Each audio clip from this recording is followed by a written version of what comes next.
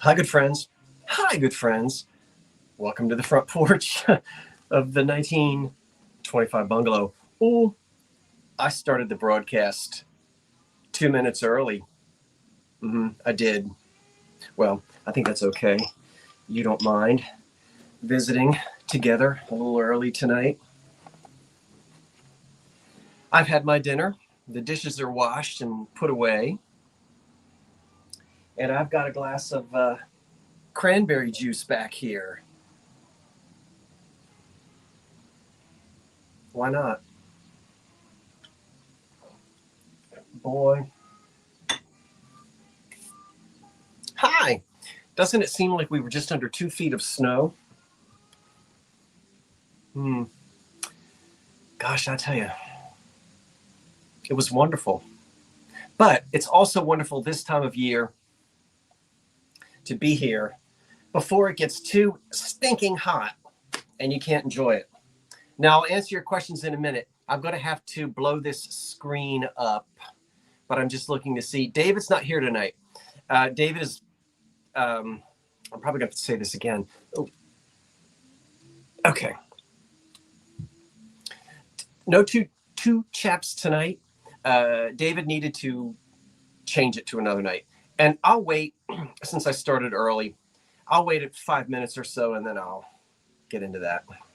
Not an issue, but just a few things to say. And we'll wait until the crowd gets here.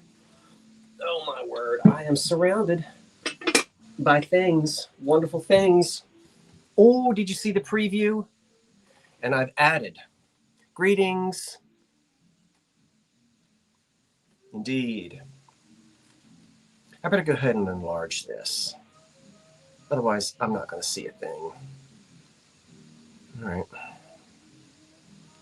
I can barely see a thing as it is, but there it is.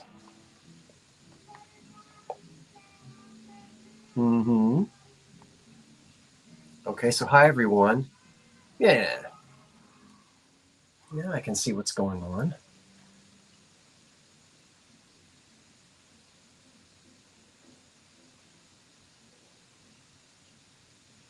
You see, everything that you do, all right. So I'm not in the dining room as I normally am. Out here on the porch, we had nice weather today here in New Jersey. Low 70s, I think. I haven't put the screens in yet. I've not summarized the porch. I did lower one screen in the storm door to get a little fresh air. So you may hear some street noise, a dog barking, a truck going by. But it's wonderful to be out here. Hi, Karen. It's wonderful to be out here with you again on the front porch. Oh, I saw the preview, the drop sale. Oh, I have been busy. I did a drop sale, which is still running. I haven't done any invoices for that. Couldn't do it. I had 18 or 19 items, and I think there are about 8 items left, but you can go look at that sometime. And then I did a preview video, and I also worked on a flea market video. Now, that was supposed to come out.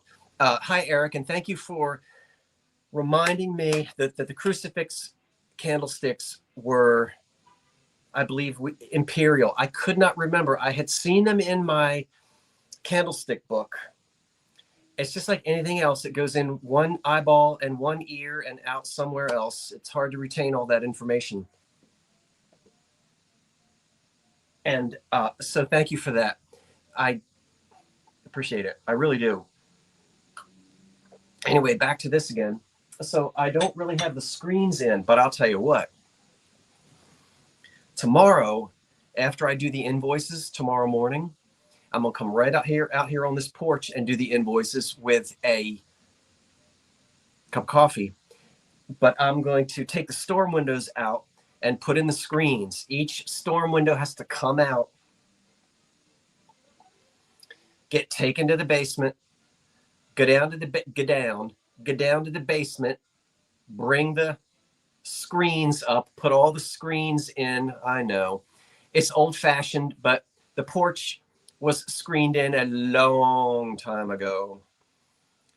And thank you for the compliments on the plant. We're going to leave the potted palm in the dining room and have this tropical out here. So we just got you. I've got to do something to that pot. But anyway, if the funds should happen to be there one day, if I find my Tiffany lamp, I would love to redo the porch. Now, when I say redo it, I mean all new windows. The porch is not plumb at all. Everything here is cattywampus. After 100 years, everything has settled just as crooked as could be. And therefore, there's no way I would have anyone come in now to try to do anything. It would be a nightmare. I really need to have the porch raised and everything done, but that costs a lot of money. And so in the meantime, I'll just be pulling screens out and lugging them to the basement. Hey, generations before did that.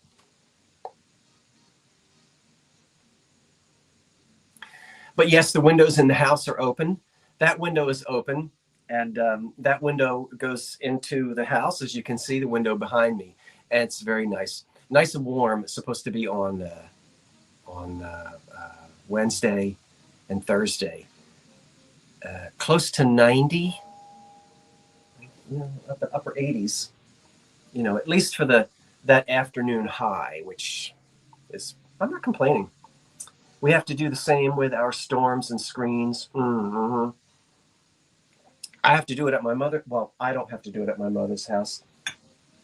They have to do it, and I help them when they ask me. When I know they're going to do it, I would like them to have me do it, but sometimes they don't tell me and they do it. But I'd rather do it for them. Hey there. Thank you, Kathy. Colorful Scott. I just came back from the Edison Ford Winter Estates. And oh yes.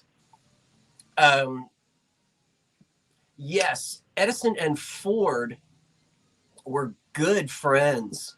And yes, I've never visited either one of those estates. It's on my list to go to Edison's and Ford's summer homes in Florida. I would love to do that. One of these days, I'm going to take you up to Llewellyn Park and let you see Glenmont, which is Edison's mansion here in New Jersey. It's about an hour and a half away from me. I have been to the beautiful Bach Tower, of course, the singing Bach Tower. Edward Bach, the publisher. A lot of you are familiar with that in Florida. So I have been there. That's been a popular tourist destination for decades, Anyway, still cool and rainy in central Maine. Yay, we love Bach. Did you go to the Bach Gardens and the tower? Is there a carillon in that? I don't remember.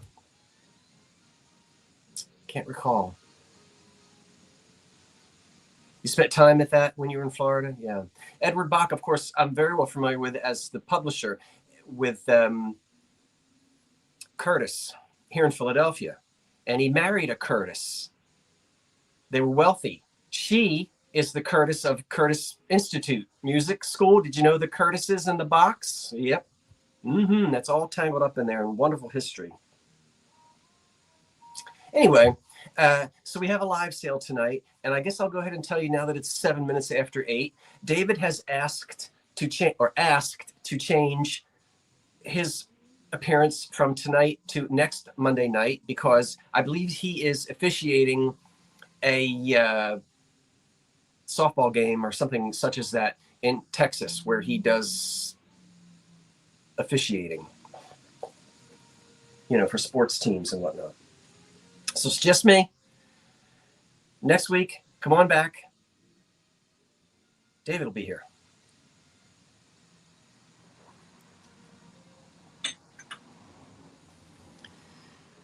The flea market video that I said hopefully was going to be out tonight is processing right now. So somewhere within the next 5 minutes, you're going to hear doo-doo-doo-doo-doo. It's a funny little noise that'll happen. And when I go off screen at 10, if it's all set, I'll preview it. Yes, I was at Columbus. If it's all set, then I'll release it. Oh, I'll release it tonight for you night owls who might want to stay up and watch something. The flea market video. But sometimes, and me, Scott, and me. Yes, join David and Karen and me. Is that what you meant, Karen? Hi, Karen. What did I forget? Well, I don't forget Karen as moderator extraordinaire, as she knows she is. Oh, you'll watch your pajamas on and get in bed and watch it. Don't watch the news. Oh, my goodness, folks. Oh, no, I'm here. Duh. Yes, I know you're here. Duh. I said hello to you at the very beginning.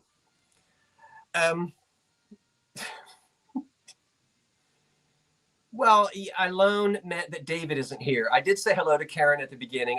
When I said alone, I meant I'm the only one selling. Come on, guys. You knew that. Yes, Karen is here. And I did say hello to her at the beginning, and we're glad to have you, Karen. I'm glad you are here because I can't do it without you, as she knows. Alone meant that no one else is selling with me. Okay.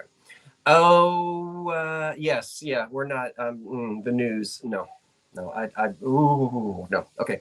I sent an email. Thomas Cummings. I sent an email. I was getting my tiara.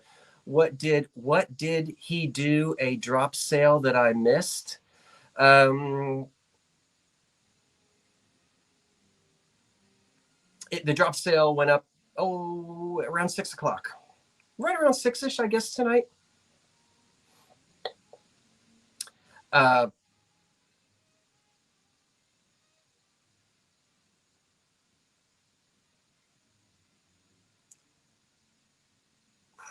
Okay.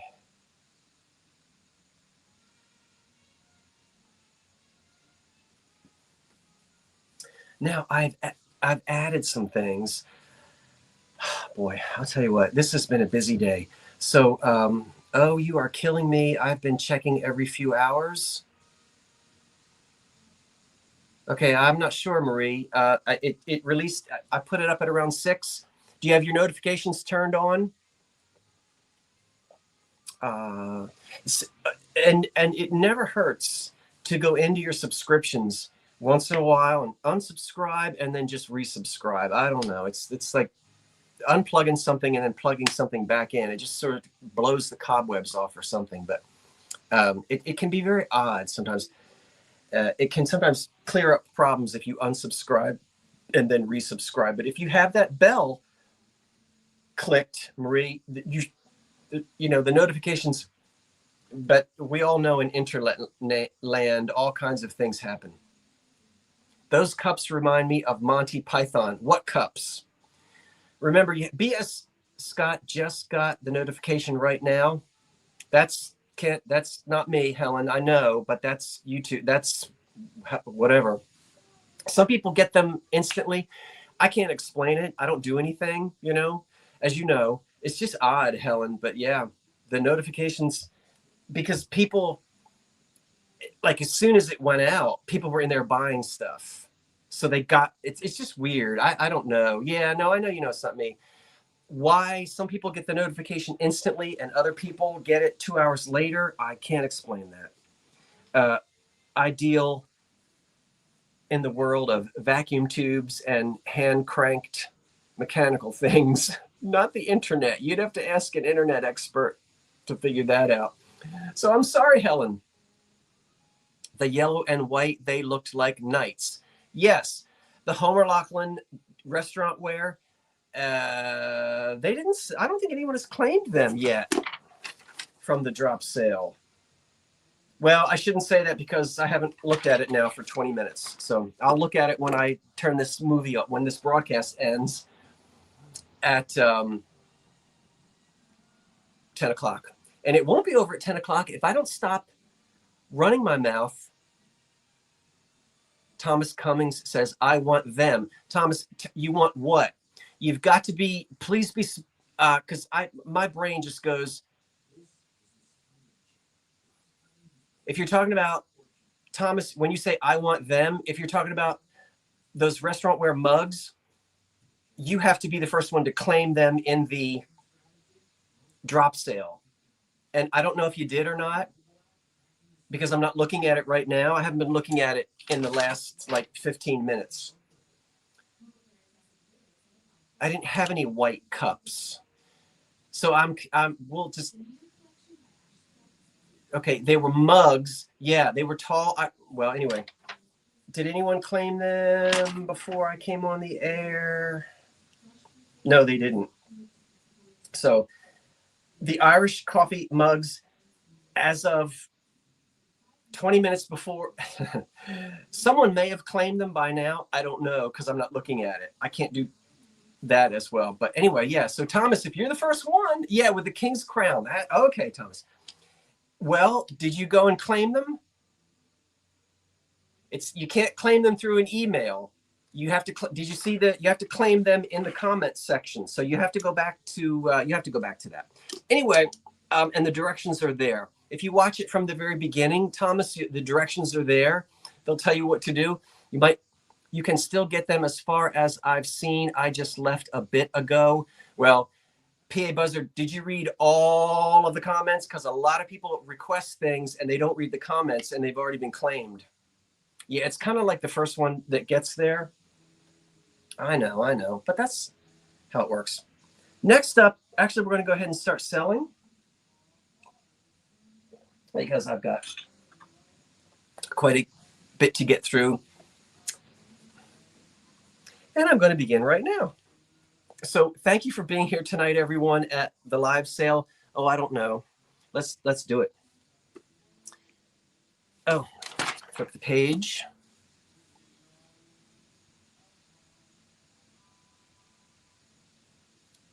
No, there should be no comments hidden. Comments aren't hidden. Well, anyway. Let's do the salt and pepper. Okay, $20. How tall are these? These start at 20, Karen. These are crystal. 4.5 inches tall. Lovely. $20 for the opening bid of the crystal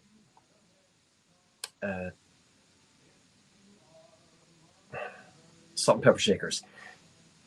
They're leaded glass, so they are leaded crystal glass. They're not antique. They're unmarked. And believe me, I looked. It's kind of hard to see. They're not chipped or cracked, and they're heavy because they're lead. All right, hold them still. Beautiful. I have two of them. The lids will screw on and off as they should. The lids are not plastic. They are chrome plated metal, chrome. So it's threaded here, and 4.5 inches tall. Sometimes these are made in Japan, and sometimes not. But at 4.5 inches tall, it's just a lovely set of crystal salt and pepper shakers. They could be from the 60s. I believe these are made after the Second World War, and there's no cloudiness.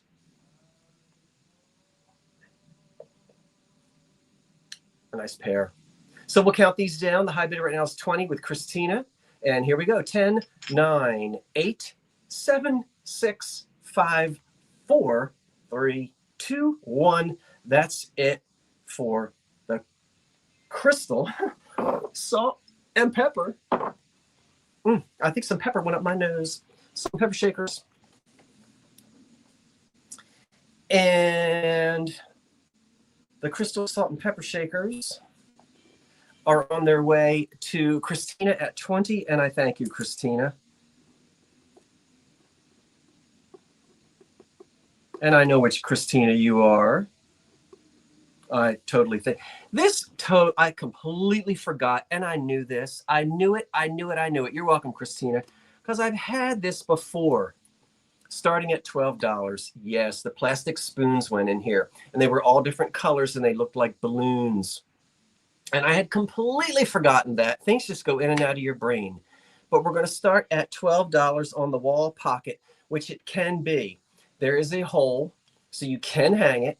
It's also flat so that it can stand. But indeed, up at the top went 1, 2, 3, 4 measuring spoons. They were plastic, and in this case, they probably looked like flowers. Those measuring spoons are gone, but I have had them before.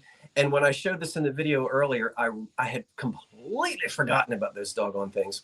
But it's an adorable little thing from the 40s, 50s, 60s, totally mid-century.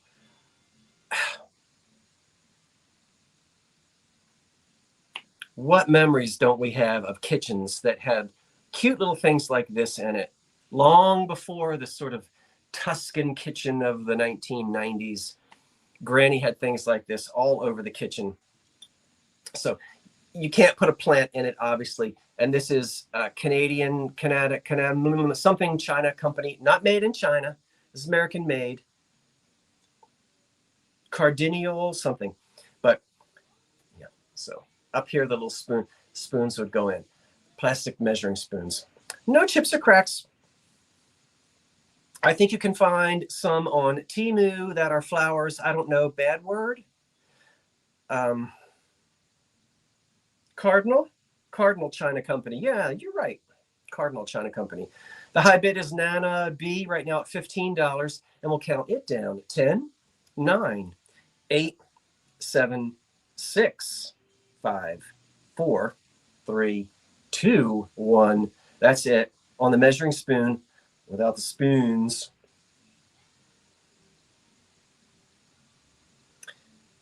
Hanging wall pocket, which would look really nice in my kitchen, but I've just sold it, so I don't need it. I've got kitchen things. I really do. Okay, come here to me. You're going to be next. And then you're going to be next. Stop is in. Elena Cunningham is our winner at $19. And I thank you, Elena. Cunningham. How about a hazel Atlas sugar bowl with a chip on the lid? Yeah. Starting at $12, but we've got the lid. Your Graham had them all over her house. Love that memory. You're welcome, Elena. I thank you. There it is. It starts at, what did I tell you? 12. Marked hazel Atlas. The chip is on the rim of the lid. It's a small one, but it's there. Right there. Right there. And there's the sugar bowl. And we can see the hazel Atlas mark on the bottom.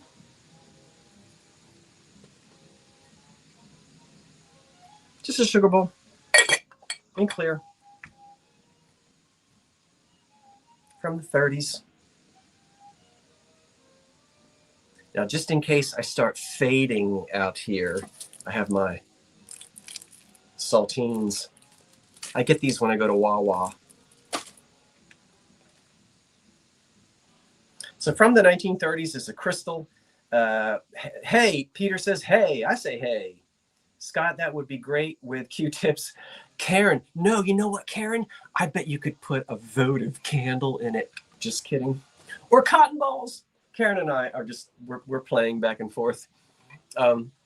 Because what can't you put cotton balls, Q-tips, and votive candles in? Just about everything. Any interest in a 1930s hazel Atlas sugar bowl with a lid? You know you would. $12. You can't get it for that price at an antique store, even though it's got a little tiny chip on the lid. We'll live with it because it's got the lid. Perfect for that old-timey kitchen look. And I'm going to have a sip of this cranberry juice. Okay, no one has placed a bid, which means we're going to give it another second. And then I'm going to throw in the hard stop if there are no takers on this night. So get that stop ready. Karen, if we have no one who wants, remember all those little bathroom, yes, those little bathroom guest soaps that always manage to somehow be caked in dust. That's what I remember about those little soaps. No one used them because your grandmother would not let you touch those soaps. And she cleaned the bathroom, but those little soaps always somehow got caked in Dust. Yeah. You were going to say that? All right, Karen, put that stop in there. Ain't nobody wanting this Hazel Atlas piece. And that's we'll do something with that some other day. So Karen will put the stop in. We're moving on. If someone does put a bid in after the stop, we'll come back to that later. Let's do a 1930s candy dish. They were dust magnets. They were. Terrible, terrible. Look at that. I'm selling it. It's an Art Deco 1930s candy dish with wonderful jadeite green paint on it. And it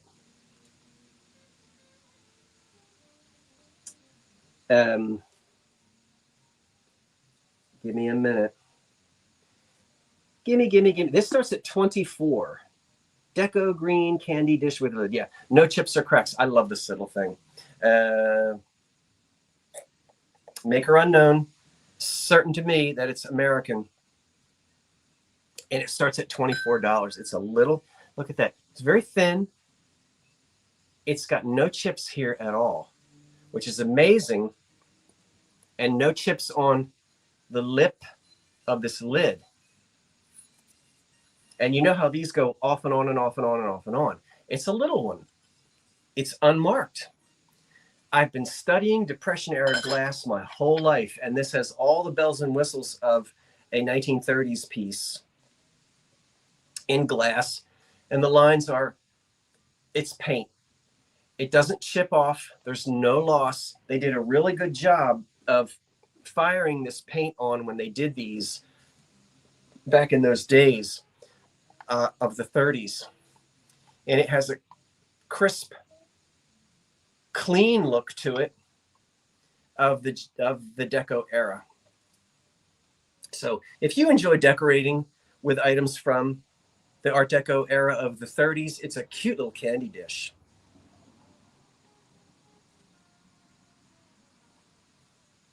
Karen Taylor, it reminds you of a globe.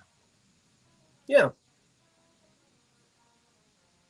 Karen Taylor has a high bid of 30 on the candy dish.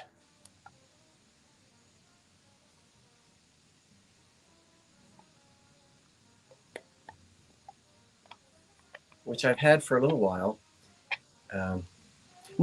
Well, when you say any idea, there were 20 or 30 glass companies in the 30s that could be responsible for this. Wonderful. Let's see what else I can knock over. But I don't know which one of those companies it was. And I did not go through my 20s and 30s book. I have 2 volumes of glass of the 20s and 30s. This may or may not be in there, but very much in line with the all of those companies. So we'll count it down 10. High bid right now is 32. We'll count it down 10, 9, 8, 7, 6, 5, 4, 3, 2, 1. And that's it for you. Now you go sit over there and behave yourself. And got another candy dish. If you saw the preview, you know, got another candy dish coming. But that one is going to go to Justine Januszewski for $379. Oh, she retracted it. Doggone it.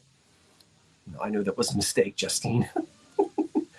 So the Deco Green candy dish.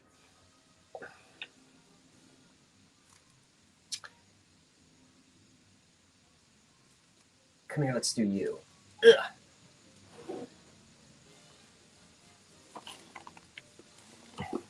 And then you. Now you stay right there as well, and don't let me knock you off.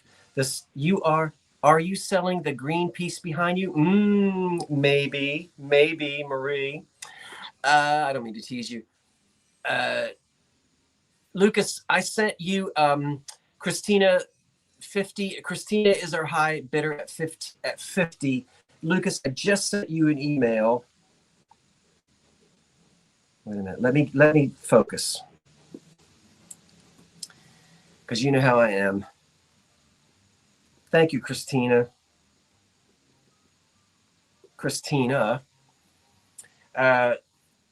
Lucas. Yeah, if I'm getting my names right.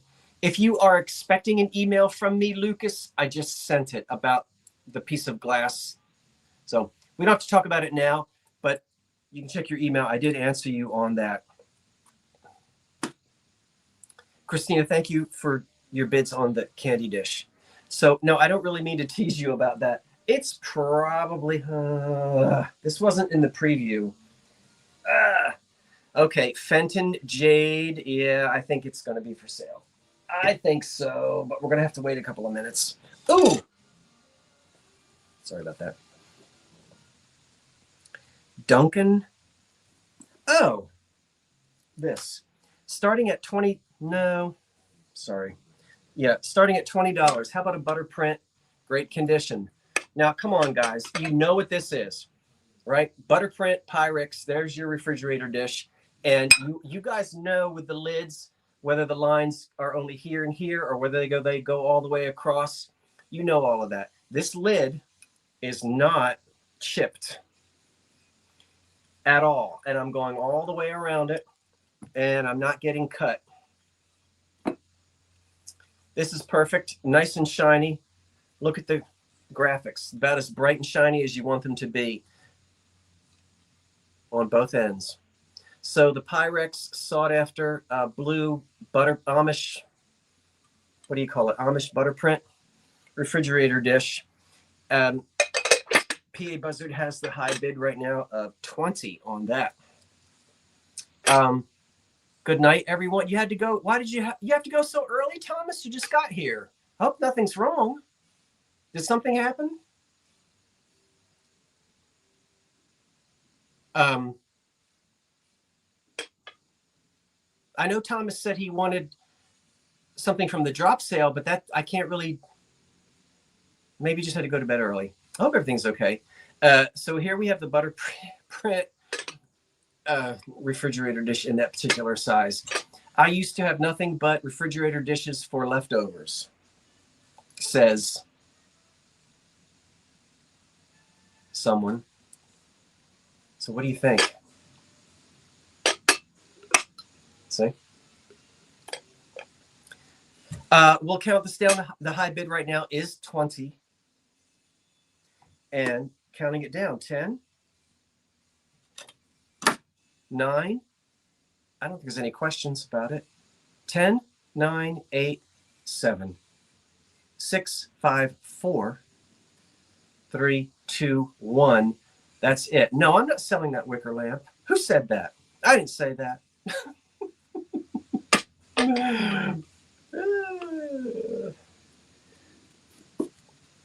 All right. Ooh, you go over here.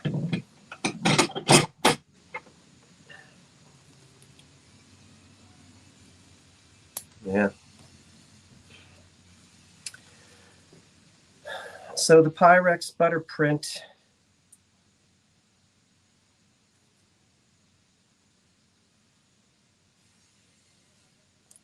Oh, there we go. Mo. It annoys me that YouTube has put all of these weird. I'm not annoyed at you, Mo. I'm annoyed at. I used to know a lot of your names, but YouTube went and put. You all sound like models of cars. You know, Charlotte XV5-2. How can I remember that? But you guys didn't do it. YouTube did it. Thank you so much. Ugh. I've got 2 dogs at $18. Come here, pups. One is a planter, one is just a figurine. So they're both in great shape. So it's $18 for 2 of them. Look. He's marked Japan, and he's not a bank. He's just a cute little figurine. We can see he's about 4 inches tall. And he wants a Gainsburger. He's not a shaker. He just sits there and is cute. That's a planter, and it sits there and is cute. And he's on a boot, and this one is marked USA. So USA and Japan get together. They're just two cute little dog figurines. Is that the sporty model? I don't know what you're... Sporty? No, I don't know what you're talking about. I don't know what sporty is. Sporty? I don't know, Cece. This one, this planter, it has no damage or no chips or cracks. Oh, cars. Yeah, I guess it could be. That's about 8 inches long. Yeah, I got you now. See? That's him from the back, which is cute from the back and from the front. Oh, well, my goodness, Kentucky Digger Steve, I can't imagine. Well, that was too kind. I don't know where that came from and why you did that. That's my coffee tomorrow. Well, thank you. I don't know what to say. If you don't know, I guess you might not. Kentucky Digger Steve just gifted a $5. It's called a super chat. That is so kind of you. You know, I stop at Dunkin' Donuts every day because I go thrifting every day, and I get a nice hot coffee every day, and you just bought my coffee tomorrow, and that was very kind of you, and I appreciate that. Thank you so much. I was not expecting that, but that's extremely kind. Good grief. Now I don't know what to do. Well, so we have the two dogs at 18, and I don't know if we have any interest in it, in them. $18 for the two. And again, this is a planter. And then he's just a figurine. Do those zero sugar refreshers, and those zero sugar refreshers are pretty good. They are, Kathy. I like them. Karen Marshall has the bid of 18. Scott, have you tried the Wawa banana bread coffee? Yes, I did last week. Maria's asked, there's a new coffee flavor at Wawa, and it's called banana bread coffee, and I got it last week. I liked it. I'm not a huge flavored coffee guy, but I liked it. And those sugar-free drinks at Wawa are good. They're not energy drinks, and I don't need that. It doesn't do anything to me anyway, but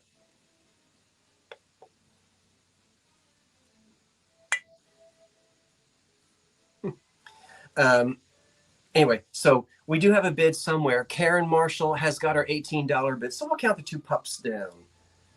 10, 9, 8, 7, 6, 5, 4, 3, 2, 1. That's it. And I was going to actually say something about that coffee and forgot all about it. That's what I might get tomorrow, thanks to Kentucky Digger Steve. I might stop at Wawa and get one of those banana bread coffees. Oh, I should try it with French vanilla. Ooh. Let me have my cranberry juice. That goes to Daniel and Lucia. Hey, Daniel and Lucia, I got to get my little air blower that you sent me. You know what you're talking about. Oh my gosh, everybody. Karen Marshall at 18. Now, what was that? Oh, that was the dog. Golly.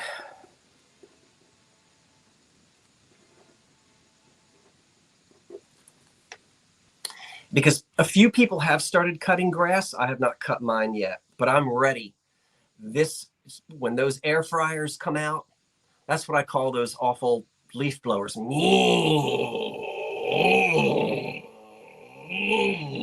know the sound. I don't know what it is about that sound. No, Daniel and Lucia. Scott, what did I say? I don't know. Who knows what I said? Anyway, I know who it is. I must have said their name. I know who they are, but I guess I said something wrong. Daniel and Lucia. They sound like an opera. Tristan and Isolde. They sent me a little model that makes noise, and it's a fan. And I'm going to sit here and aim it at everybody in the yards who turn those. As soon as I sit in the chair and close my eyes to take a little nap, it never fails. And I lived in the city for 20 years. Helicopters, gunfire, trash trucks, ambulances, people screaming in the street. Oh, who won the dogs? What did I say? Oh, let me back up.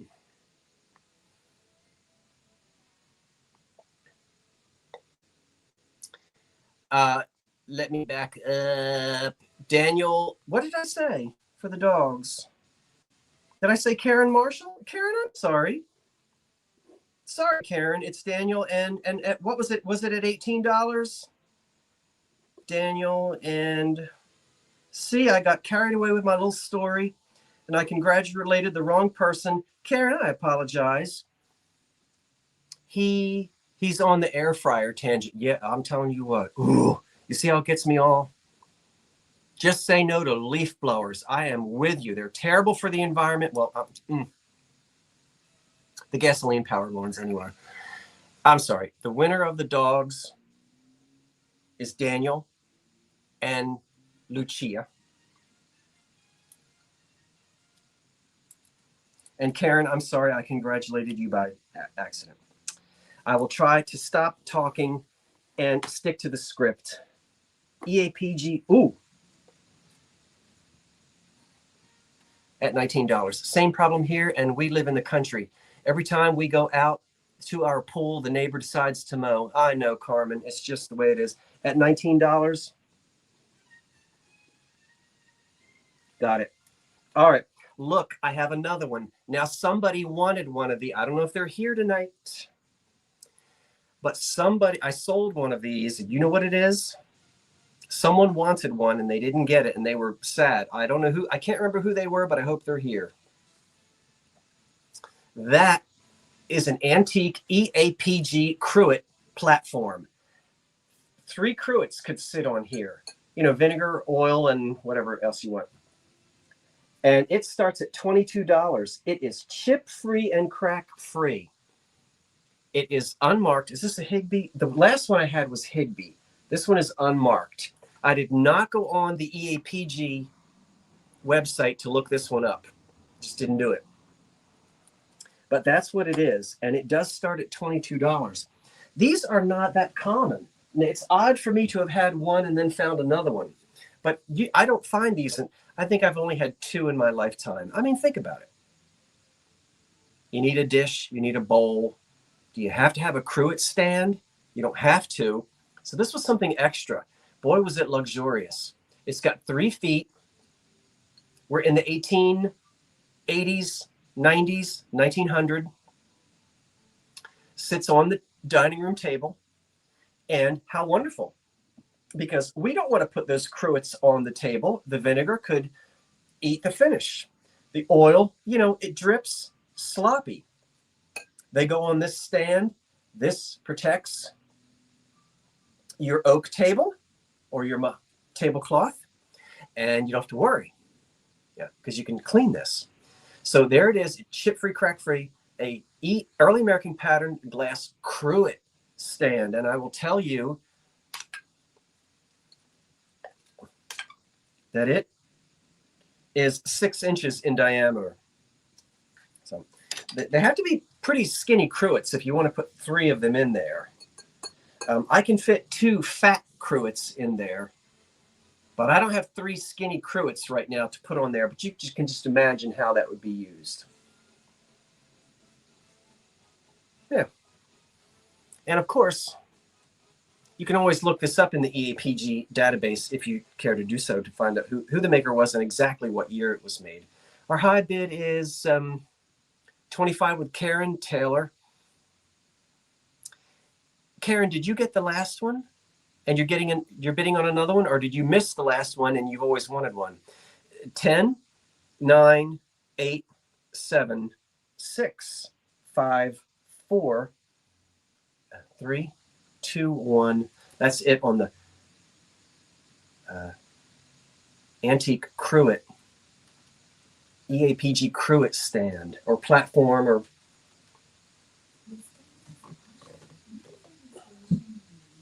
I don't know the exact nomenclature that was used in the catalog.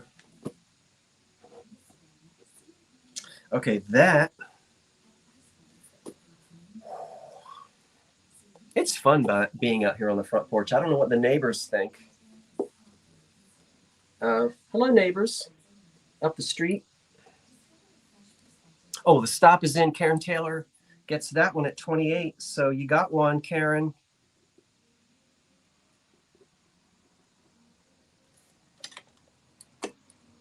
How about a Northwood Carnival dish bowl? Oh my goodness. That wasn't in the preview. No. But I don't show you everything in the preview because I want you to come and be surprised by some of it.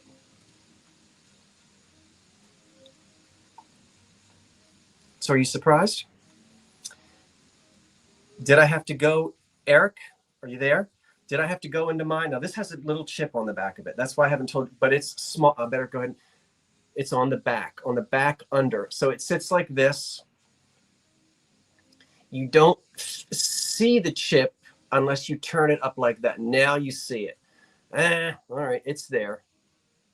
But you don't see it from the top. You don't really see it from the side either. You got to turn it and you got to look under it. So who's going to look under? Anyway, this is $22. And we know that's Northwood because it has an N right there.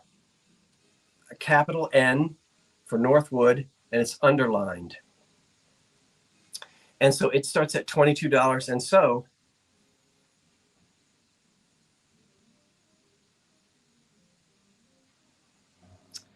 marigold on clear, as it always is.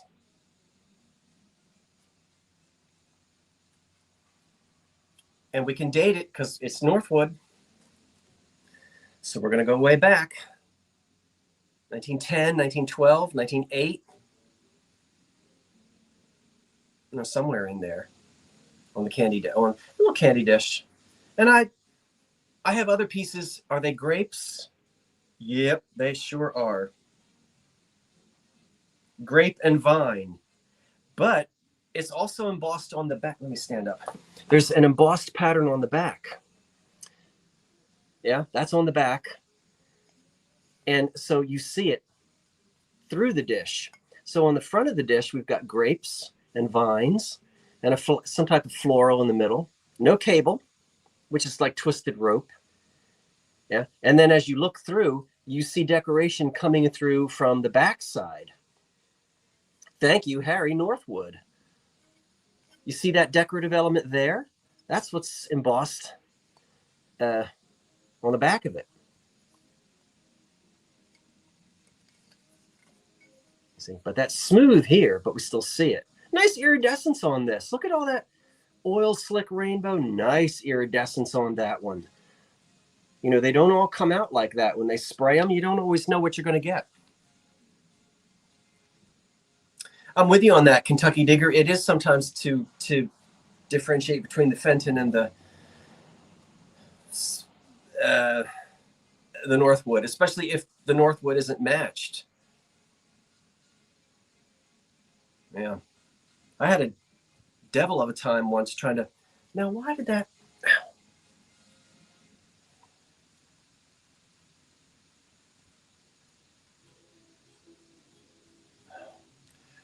my lighting designer has let me down tonight. You know who the lighting designer is? Well, so we'll count this down. Steve and Tina, use your other name. Use your other name. You aren't showing up on all devices. Oh, I know. There's that weird thing again where they don't show up on it. Oh, we'll count it down. No, we don't have any bids. Oh, well, then I won't count it down. Nobody, no one, no interest. Yeah, I know, Steve. YouTube is. Oh, there are no bids on this. Oh, all right. Well, I guess we'll put the. Get ready, Karen. It starts at 22, and there's no interest in the carnival glass. I'm going to give you about 10 seconds. If no one places a bid in, we'll put that hard stop, and then we'll see if someone wants it at the 10 o'clock, right before we go off at 10. I'm going to have a sip of this. There's the bid now at 22. And I'll go ahead and count it down. Thank you, Steve. Or Tina, I don't know because I can't.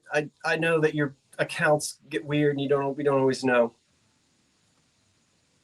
So we'll count this down. 10, 9, 8, 7, 6, 5, 4, 3, 2, 1. That's it on the carnival glass. And in just a second, we'll see who our winner is. Winner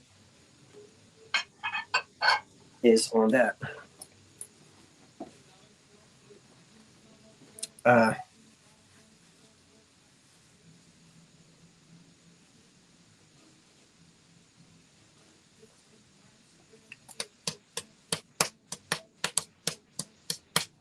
Kentucky Digger Steve at 22.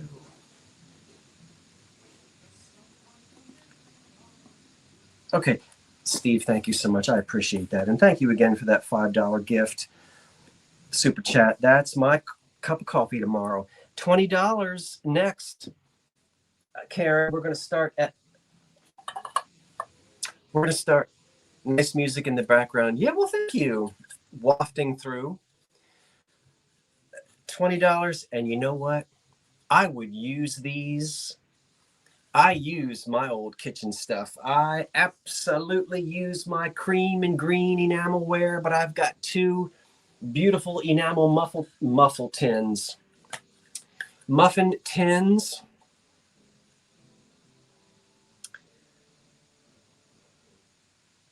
These are old ones. I will caution you, they are pumping these out from Japan as reproductions. But remember, age has a way of sitting on something. The old folks taught me that when I first started antiquing way back 40 years ago. Age has a way of sitting on something. And the Chinese, they try to reproduce these in China, but if you really look at them, you'll know. And you're going to get both really good condition on these. So you can hang them on the wall in the kitchen. Look at the condition of the granite ware. Just a few losses around the edge where they were naturally banged and things. But I'm telling you what, I would butter these up and have some hot cross buns. Hot cross buns. 1 a penny, 2 a penny. Hot cross buns. That was on one of my children's records when I was a boy. Or it might have been a rhyme that my mother taught me. I don't remember. But look at that. 2 of them. Great condition, both of them. So put them in that country kitchen of yours. Those are great for individual servings of meatloaf. Oh, I never thought about making meatloaf in them, but gosh, you sure could. How about little individual meatloafs?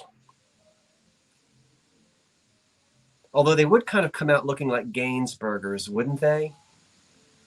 You remember that, Daniel?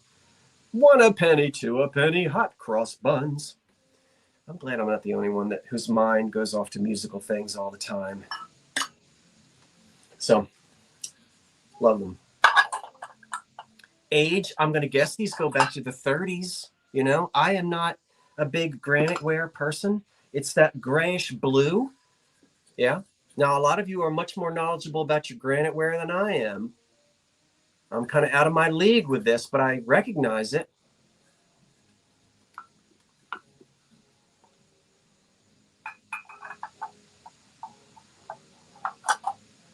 Graniteware, deliver me from evil. Why? I don't know what that means. So we'll count these down. The high bid right now is 20.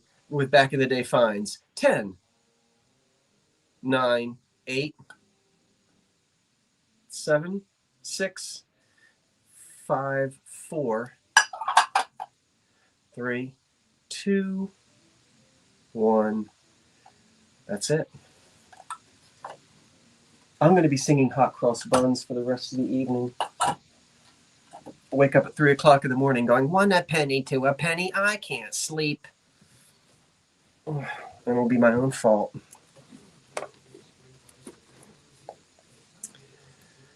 All right. These are next. Crystal, salt, cream and sugar. Lucas is our winner at 27. Thank you, Lucas, and thank you everyone who placed bids.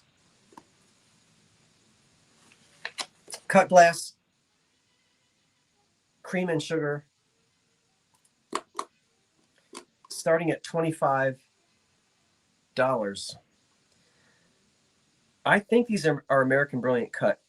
Now, I believe them to be American, not Czech or European. By the way, the star is cut. These are so beautiful. They are heavy crystal, leaded crystal, and they match, and they're cut. The creamer has nothing. The sugar bowl has a little chip on a tooth. You always hear me say, I always expect to find some little flea bite or some little chip somewhere because it's so easy for this, but I'm not finding it now. Yeah, it's right there. It's so tiny. Oh, good grief. It's a tiny little, just the tip of one of the teeth has a little. So they're matching. They're not marked. So let's review. They're lead crystal. We know that from the brilliancy and the weight. I believe them to be American. You can often tell by the way the star is cut.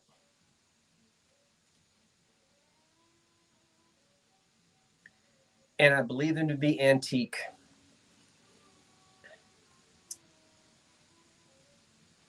And I often find single creams or sugars where the mate is long gone,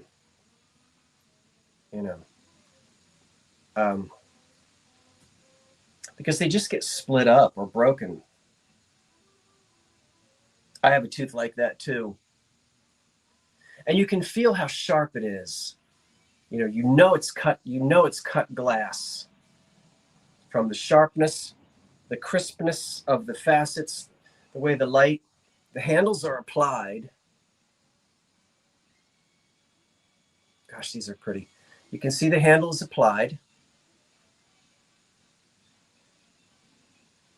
If you need an elegant glass cream and sugar, and everybody should have a couple of glass creams and sugars, I think, because you see, if you're a collector like I am of too many patterns, gosh, it just gets cumbersome to have all the creams and all the sugars. This will go with any china pattern that you've got. And when this is passed around the table,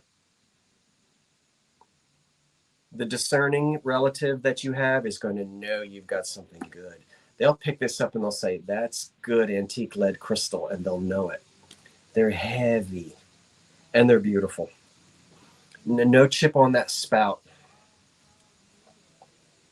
Oh, they sparkle. And they think of the Victorian days, those dark kerosene lit dining rooms with carpets and draperies and mahogany. That's why this glass looked so beautiful in the Victorian days, because it just lit up the table.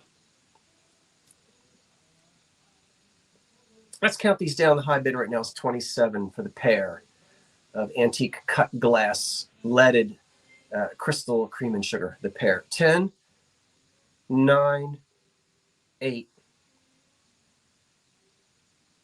7, 6, 5,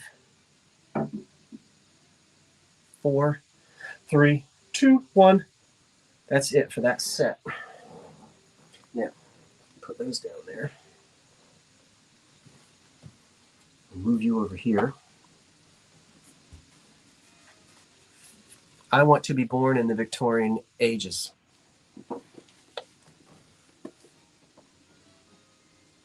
Hi, it's Randy. Right, Randy. Hi. Stop. Ollie the Landy has them at 35. Thank you, Ollie. And everyone who bid.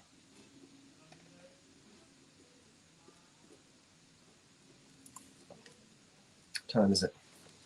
Oh, it's 9 o'clock. It's intermission. Pardon me while I have a sip. Cranberry juice.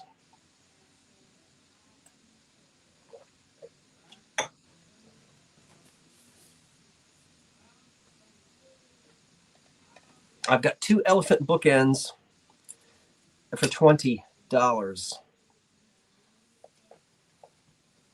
Do you collect elephants? I'm so greedy. I want it all. Kathy wants to live in the Regency era. I want to go back to the days of Calvin Coolidge. I don't think I could stay there forever, but I'd like to have a weekend once in a while.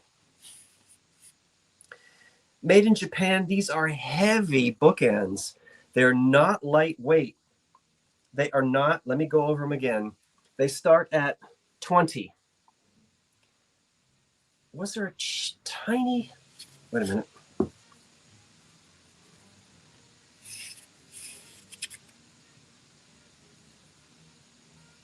No, they're fine. Basin Street Blues just came on. I can't tell yet whether it's Jack Teagarden or not. Okay. Made in Japan after the Second World War. Are a pair of bookends. Very nice weight. You want a good weight to a bookend, and these have it. The elephant itself is solid. I think that's what's so heavy, because you've got the felt on the bottom, or the little, you can see the Japan mark. The bottoms aren't weighted, but the elephants themselves are solid, heavy, and they'll hold your books up. You've got a little gold element painted here on the front, and both of the elephants are beautifully glazed with no crazing, and they aren't chipped, and they are not cracked. And they're standing there for you with a lovely pose. And if you are a bookend or an elephant collector, that might be of interest to you.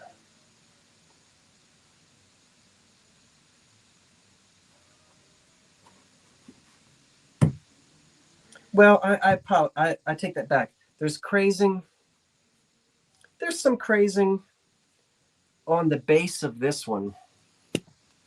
I mean, crazing just happens to glaze. That's the way it is.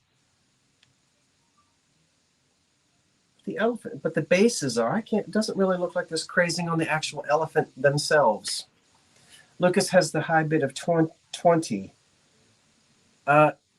Whoever wins these, I think you're gonna be pleased with the quality. Sometimes the Japan quality,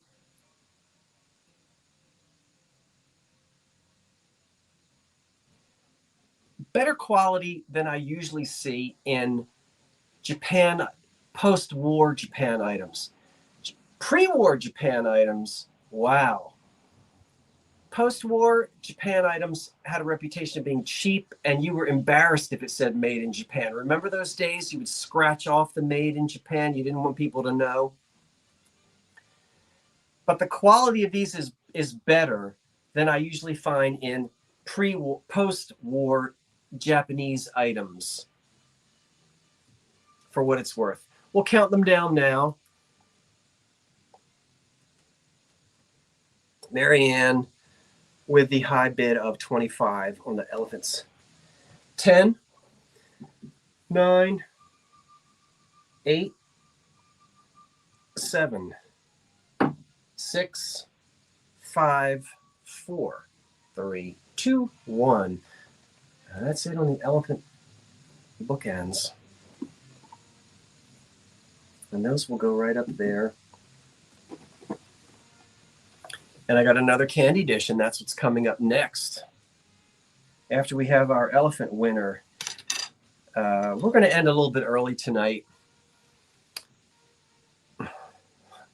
which is good because I still have a couple hours worth of work to do tonight. Okay, the stop is in, and it's Lucas at 27. Thank you so much, Lucas, at 27. I appreciate that. We're going to end a little early tonight, and that'll give me a few minutes to go ahead and actually produce the flea market video.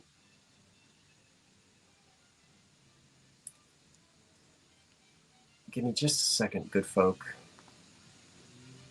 Yeah, wonderful. So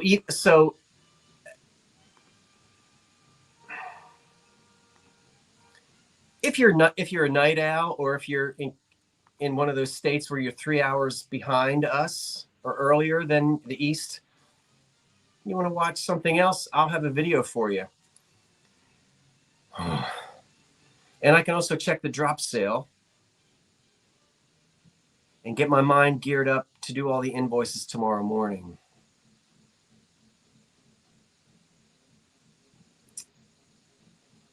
So Lucas, thank you. And I appreciate everyone here. Here's this other candy dish now. Yeah, I'm gonna sell it. $24. Ooh. Love you, love you, love you, love you, love you. Very deco, very 20, very circa 1925 to 35. Blue on the bottom, clear on the top. The blue is more of a blush than a flash. Now, what's the difference between a blush and a flash? Well, I don't know. There's a little bit of a difference. The blush is a gentle hint of color, whereas the flash is much more saturated. So there are a couple of scratches, not very many, and it's not showing up out here. But the bottom of this, you're going to get a little bit of an iridescence. It's a blue blush, which is sprayed on, fired on in the factory. That's the way they made them. The lid itself is clear glass, and that's how it was manufactured. I've seen these in my catalogs, my 1920s. Now this is chip-free, crack-free, and there are plenty of, again, the companies imitated each other. This sort of diamond deco shape was popular for a while. Not too long.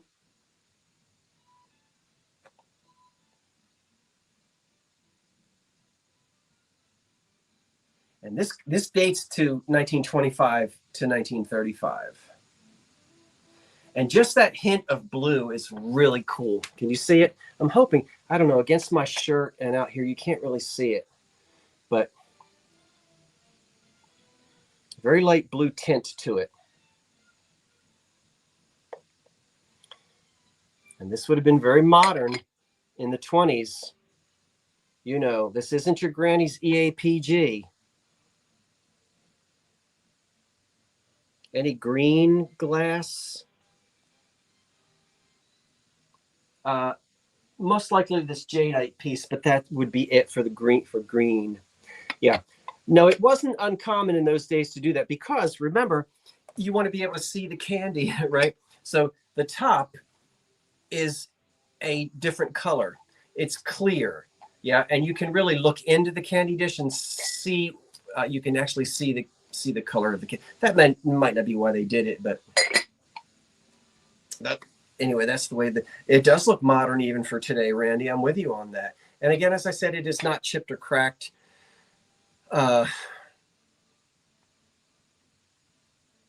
Carrie has our high bid of 25,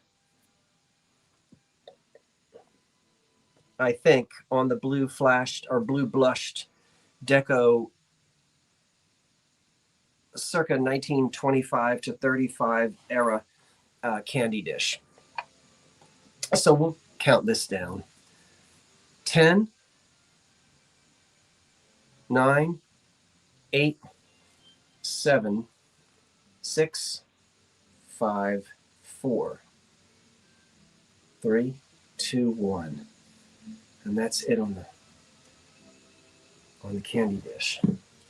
I guess I'll put that up there. Does the blue show up any better with it being back there? I don't know. I'm going to have some more of this juice.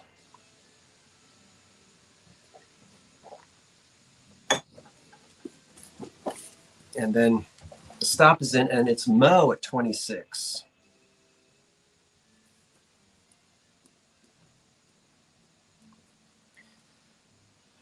I hope I can remember which 5138. I think I got that right.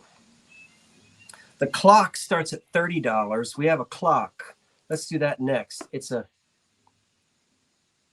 Art Deco clock from the 30s. Of course, it's running, as you know. But it's a self-starter.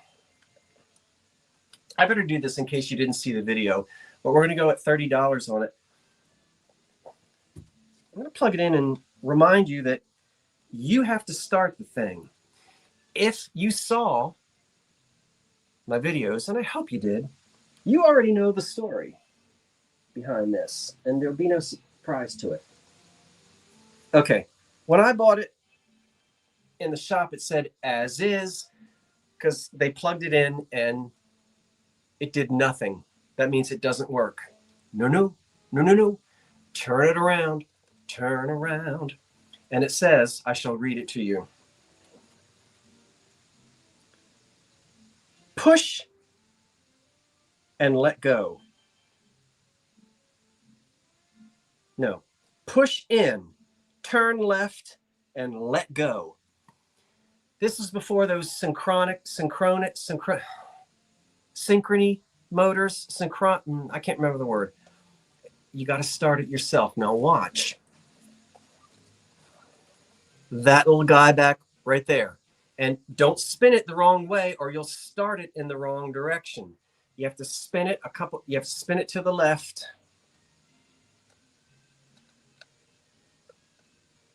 All right, I'll do it for you.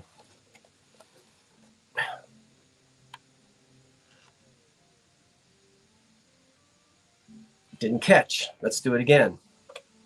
That was the wrong way anyway. Okay, that time it caught. And there goes the second hand. $30 is the price of the clock. If there is a current interruption, if the electric blinks for just a second, the clock stops. You've got to go and start it again. So self-starters, that's the way they were in those days. This has been running all week, keeps beautiful time. And it's a Manning Bowman. Let you see the face.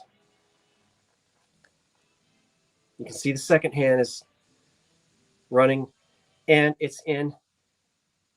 You can shine these up with shoe polish. Some natural color shoe polish or some beeswax. This is that brown Bakelite that all the radios were made out of in those days. Yes, it plugs in. There's the electric cord. So it's an electric clock, circa 1933, in a Bakelite cabinet. And it is a self-starter. You always have to self-start it when you get it. And the directions are on the back. And you've seen my video.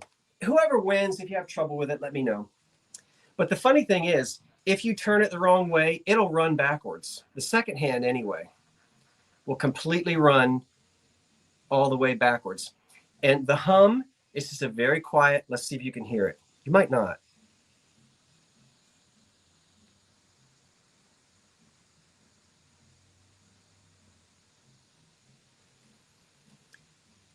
No, it's been rewired. It has a new electric cord, so very safe. The original cord would have been cloth, silk. This is a modern cord, so you don't have to worry about an old plug if that scares you, an old cord if it scares you. And it's just running beautifully. And then there's a place here, of course, where you can change the you set the time any way you want it. Let's make it smile. Okay, there it goes. Now, once again, let's imagine that the electric goes off. Yeah, I've just unplugged it. I'm gonna plug it back in,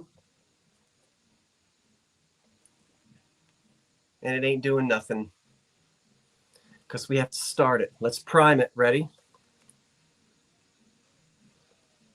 It doesn't always. Did it take the first time? It took the first time. Just don't spin it too hard, and it'll take. Sometimes you have to do it 2 or 3 times, and it'll take. Here it goes.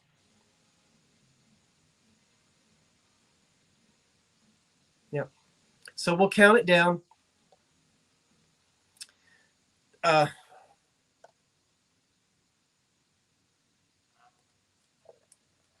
This is metal, but the rest of it is all Bakelite. If this clock is knocked over, this Bakelite will crack. And I do often find these in cracked cases, cracked or broken cases, but not in this case. So 10, 9, 8, 7, 6, 5, 4, 3, 2, 1. That's it on the circa 1933-ish. Too small for a mantle, be a bedroom clock or a little desk clock. The Manning Bowman clock. And I will now unplug it.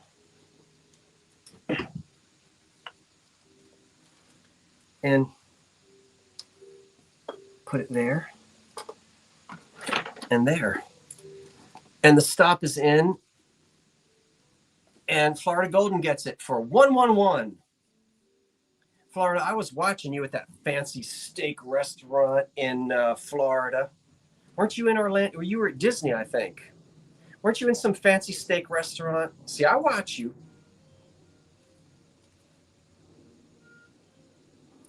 Your dinner was good, wasn't it?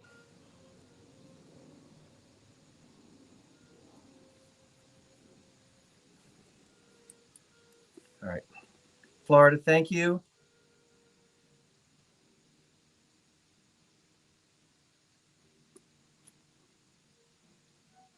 I can't afford such restaurants, so I had to live vicariously through you. Florida Golden has the clock. Something has just blown up my nose. I don't know what it is.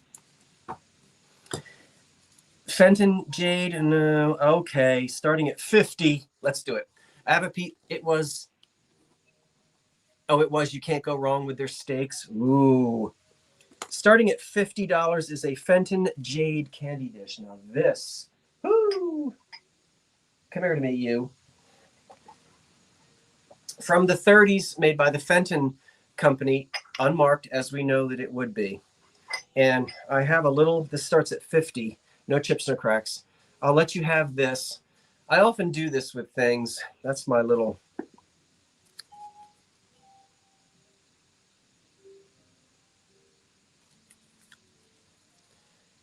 Fenton number 449 Florentine. That's all I wrote down. I think it's the green. So you might find it like that and think it's a libation cup or something like that, but it's a candy dish with its lid. Perfect. The handle, the lid, no chips on the rim, inner or outer. And it's that beautiful, not quite clam broth, but not totally saturated. So a little bit of milkiness to it. That's how Fenton did it. And it's just gorgeous. I've got candlesticks, which I'm not selling. I will keep those candlesticks forever. I love those candlesticks. But I decided to part with this candy dish. I've enjoyed it for a while, and now someone else will. And it stands 8 inches tall. 8 inches tall is the candy dish, which is the Fenton jade colored glass. You know, I don't know if it glows. I never put a black light to it. I can grab the black light if someone wants to see. I have no idea. I'm not a big glow person, so I sometimes forget.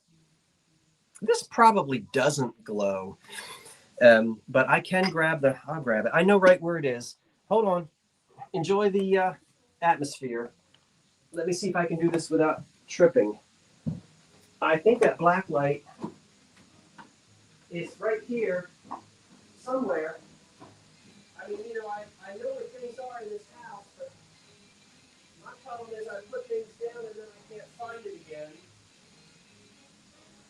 I had that black light. It was right here. I knew exactly where it was. I knew exactly where that black light was. I can't find the black light. I'm coming back. Oh well. If it glows, it glows, and if it doesn't, it doesn't. I guess that's my fault. Isn't that awful? Now, tomorrow morning I'll get up and I'll trip over that black light. Oh wait, here it is. Here it is. I found it, but I'm telling you, after all that mess, I bet it doesn't glow. I don't think it does. I'm fairly certain that there. I feel like. You wonder if it glows? I bet it doesn't. Of course not. I knew that. There's no uranium in that. It's just, that's, okay, anyway. Now we know. Where are we? Karen Marshall at 105. Thank you for all old lonely, what? All old lonely people bid? Well, that wasn't very nice unless you're just joking. I guess Linda's joking. I'm not sure what that means. All old lonely people? I don't want you to be lonely, Linda. I'll be your friend. Well, just, you know what I mean. Let me keep going. Get myself 10. Not the high. The high bid is Karen Marshall at 105.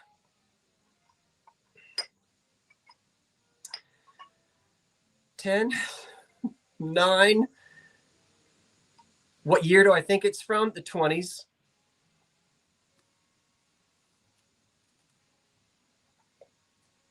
1925 to 35. I don't know what Linda meant by that. All old lonely people bid. 10. 10. No, the high bid is 105. 10, 9, 8, 7, 6, 5, 4, 3, 2, 1. That's it. No candy. But I love me a candy dish. I mean, who doesn't like a candy dish?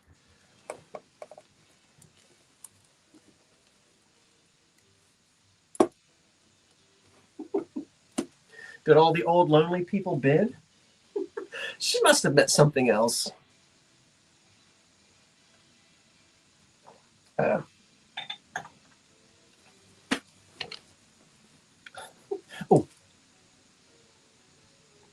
there you go, Lucas, 127. You got it. My word.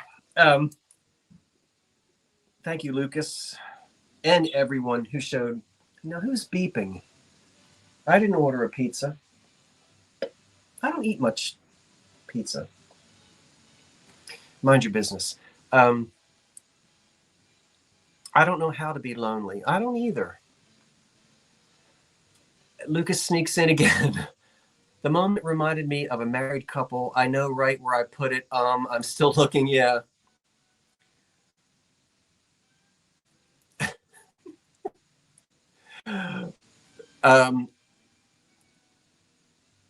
Lucas is our winner at 127. Lucas, thank you. And thanks everybody who placed bids on that. Let's do the 1930s lot. I have a lot, L-O-T, of 1930s little gizmos. Where are we?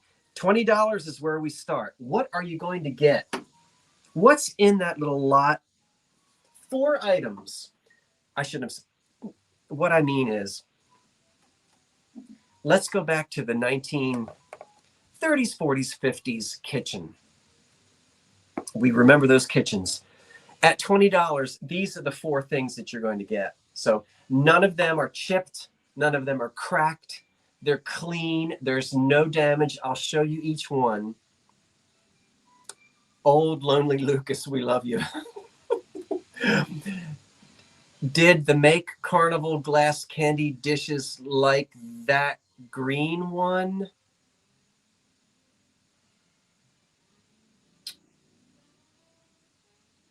I'm going to say no, because Carnival glass is very heavily embossed. Now, you might find something like that that's iridescent, but not technically Carnival. That just takes too long to talk about. But these are the 4 pieces that you're going to get. And it's a $20 start for all of these. Yes, the Tut Hill glasses are going to go on eBay, but not yet. I'm working on those. Somebody asked me about those. This is Hazel Atlas. Look at the Hazel Atlas tortoise in the hair. Look at the hair. Remember Blanche Hare? She's down in the basement because nobody wanted her. Marked Hazel Atlas on the bottom. The tortoise in the hair, a little swanky swig. Marked Hazel Atlas on the bottom. Ranger Joe. Drink your milk. Probably Homeco or something. That's just a number 5 or something like that. Wonk, wonk, wonk. A little syrup with a plastic lid. I love it.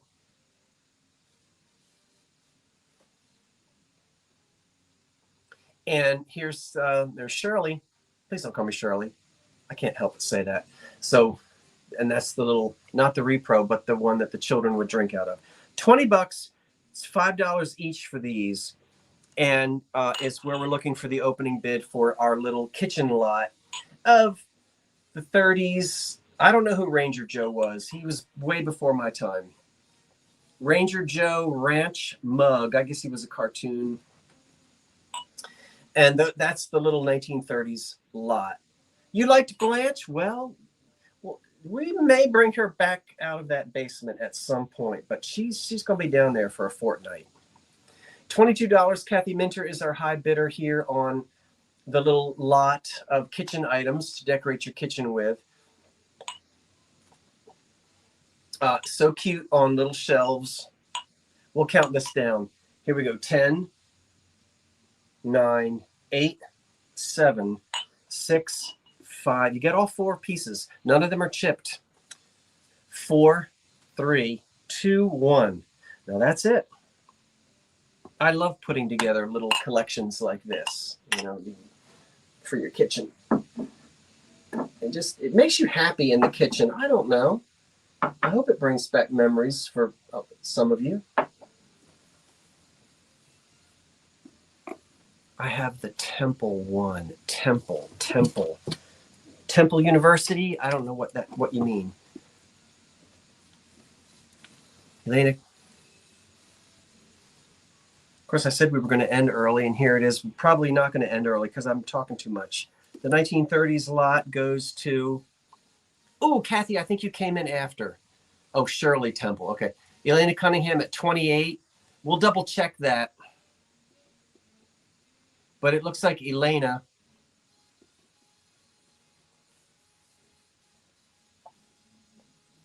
Cunningham.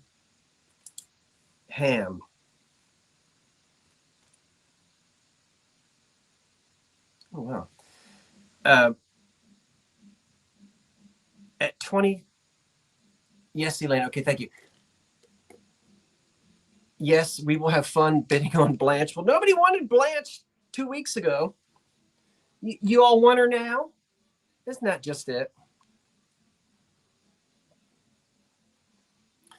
Nobody wants you when you're old and gray. There'll be some changes made today.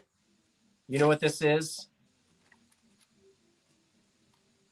Oh, I'm glad nothing came out because I had Easter flower. Oh, I just got peed on. Thank you very much. I had Easter flowers in this. Oh, you're reconsidering Miss Blanche hair. Well, I may have to increase the price.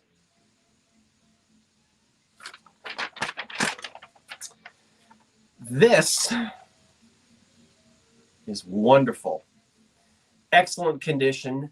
No problems at all. I'm running my hands all over it. That's an antique. Oh, wait a minute. It starts at $23. Get out of town. How can you start that at $23? Well,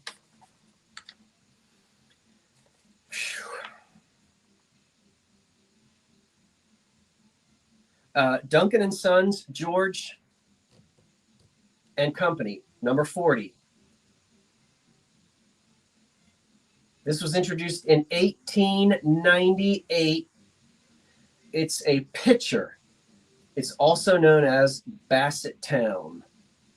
Now, I want to make sure that you know from the EAPG website, you get that. There it is. It could also come with a silver top. But my example is this example here. That's what I'm selling. That's it. And you can see the shape is pitcher. And you can see, also known as Basset Town, and there's the information on this piece. So, you know, correct. This, I don't find, wine, I don't know a whole lot about I know there's this whole protocol you're supposed to follow, and people are appalled if you use the wrong glass, but can't you serve red wine out of that? I don't know. Ice water? I mean, I really don't know. But I do know that if this was introduced to the American market in 1889, 2 years before the end of Duncan's Sons, George and Company. And then later we would know Duncan and Miller. From the Gilded Age dining table. Let's count it down. The high bid right now is, you could put red wine in it. How elegant. The high bid is Karen Taylor at 70, and we'll count it down. 10, 9, 8, 7. It's in perfect condition and crystal clear. Look at that. 6, 5, 4, 3, 2, 1. That's it. Thrilled when I found that. I'm ready for a saltine, but I think I can wait until I go off camera. I mean, I don't want to lose control. Cranberry juice and saltines. Ugh. Now, who's that pulling up? I didn't invite anybody this late. That's across the street, I think. Oh, I better look at what I'm doing. Ollie the Landy, you got it, I think. Did you jump in at 125, Ollie, and get it?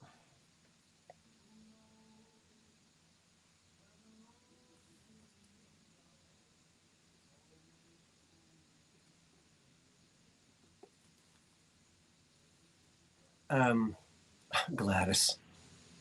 Wild porch party in New Jersey. Cranberry juice and crackers, you animal. I know how to live large, Kentucky. Okay, Ollie, thank you everyone who placed bids. And Ollie, thank you so much. It's coming to you. I've got some ice tongs. Anybody want these for 20 bucks? We'll see if we can start at 20.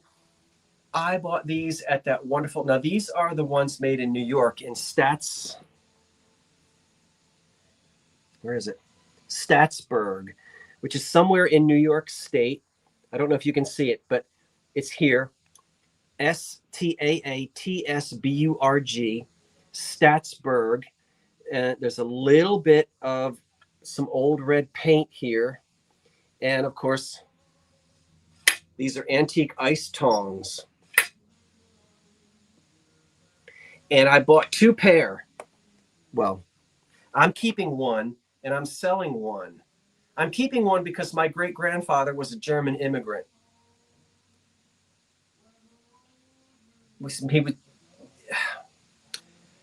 and then as a man in his 20s, he was living in East Orange, New Jersey. And he delivered ice from the back of a coal wagon. I did not know him. I only have one photograph of him. But I'm keeping one ice tong sort of, I don't know. I can't say in memory because I didn't know him, in honor. And then I'm going to sell one. Any ice today, lady? How about those days going around and delivering big chunks of ice to the old oak ice box? Now, when I was a boy growing up, we had a set of ice tongs. I don't know where they came from and I don't know where they went. But they hung over the fireplace. There were old wooden beams and the tongs were stuck in the wood and they just were there by the fireplace as a boy growing up. So I don't know what happened to those tongs. My father probably got rid of them. But we've got this one. Nice, heavy, covered in old rust. Anybody need a tooth removed? Oh, terrible, terrible. Didn't the Three Stooges use those when they sold ice? I don't know. I never really watched the Three Stooges that much, but they might have. Steve is at 40. Did I miss something? Should I count them down? 10, 9. All right, let's hold on. So right now the high bid is 50. 10, 9. These are still pretty sharp. So I will cover these in something when I ship these, but be careful when you open these up. 10, 9, 8, 7, 6, 5, 4, 3, 2, 1. That's it on the antique ice tongs made of iron, I'm guessing, in old Statsburg, New York. Gosh.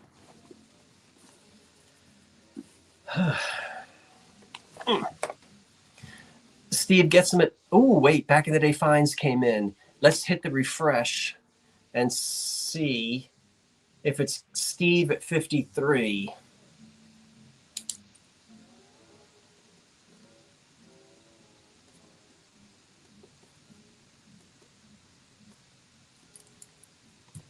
Because Steve at 53.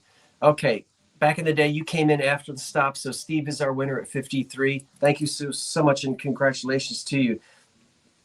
I only have 2 things left that we advertised, and then the sugar bowl that didn't sell. The 2 pieces that I advertised are pottery pieces, and let's do the one, and I really should have looked this up, but somebody, Mills Estate in Statsburg, one of the old estates.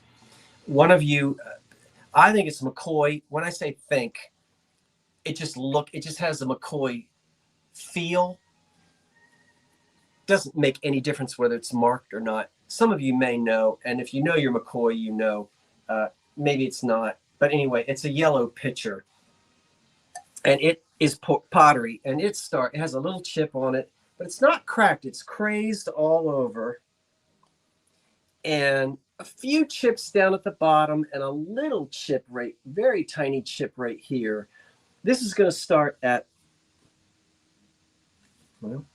20. What a pretty vase. Just decoration. I don't think anybody's going to be drinking anything out of it, you know. But so unmarked. It just has a McCoy feel, and I have a McCoy book, but I just didn't get in there to open up that bookcase and pull that book out. I just got tangled up in too many other things. There's that little chip right there. Very pretty yellow color. And if it is McCoy, it's probably a 1930s piece, maybe into the 40s. If we have any McCoy collectors, you'll be able to tell me right away. And it's, what, 10 inches? Nope. Close to 9. Close to 9 inches on it. And really in nice condition for pottery. Look around the bottom. Just a little roughness here, but it's not cracked. One little flea bite right there. And it would certainly be lovely as a vase. I'd put another glass container in it.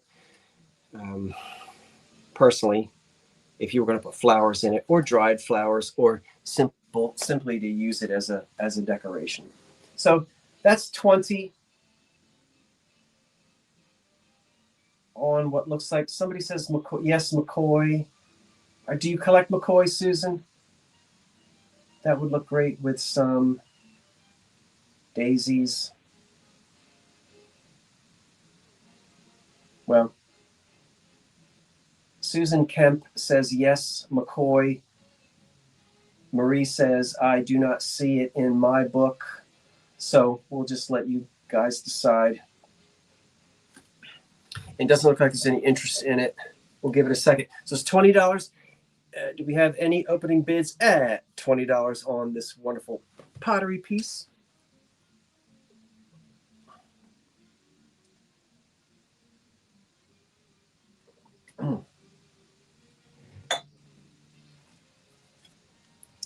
Oh, there is a bid? Oh, gosh, I didn't see any bid. My word. I'm sure it sure has a McCoy look. Roxanne has the bid of 20, and let's count it down. 10, 9, 8, 7, 6, 5, 4, 3, 2, 1. That's it. Oh, dear. Okay.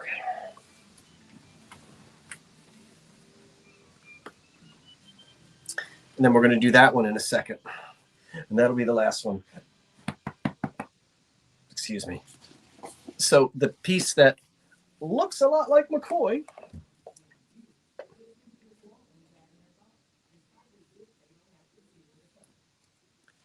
Roxanne at 23.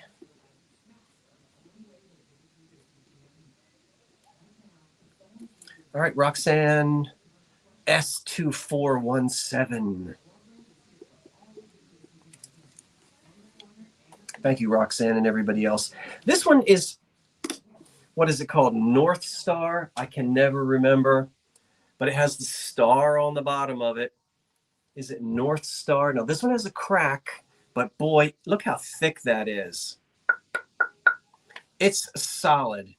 And, well, there is another cup of coffee. I don't know what to say. Ollie the Landy has just bought me another cup of coffee. So, Ollie, thank you, Steve, and thank you, Ollie. I've got a cup of coffee tomorrow morning, and I've got one on Wednesday as well when I file my taxes. Thank you so much. I appreciate that. Very kind of you, and I don't know what to say, but that was so nice. So even though there is a crack in it, listen. You don't hear that awful rattle of a crack because this is a solid boy. And I think the crack is really a very stress tight hairline crack that's in it. But it starts at $20. And I'm not going to be, the crack is at the top and it goes down a couple of inches. But it's not chipped. A little bit of roughness here and there. I think it's called North Star, but my word, I can't remember. Anyway, a beautiful brown glaze antique pitcher. And this guy is heavy. So wonderful as decoration, you know. Gosh, I've had the two of these sort of sitting together. How nice, what a nice way to decorate a kitchen with old crockery and pottery and that kind of thing.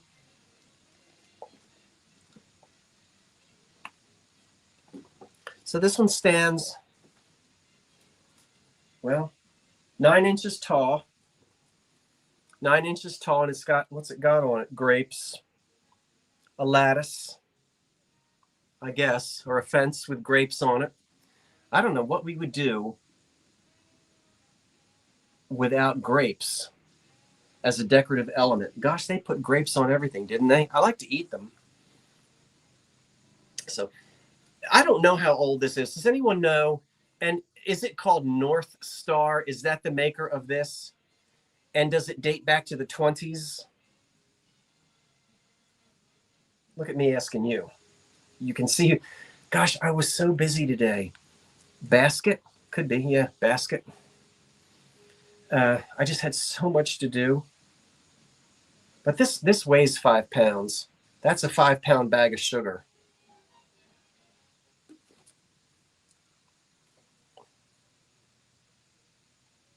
Put your wooden spoons in it.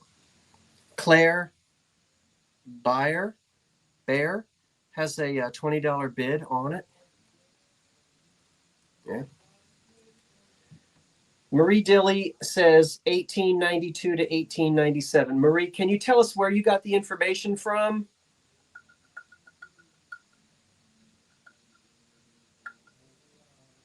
That's a bit older than I thought.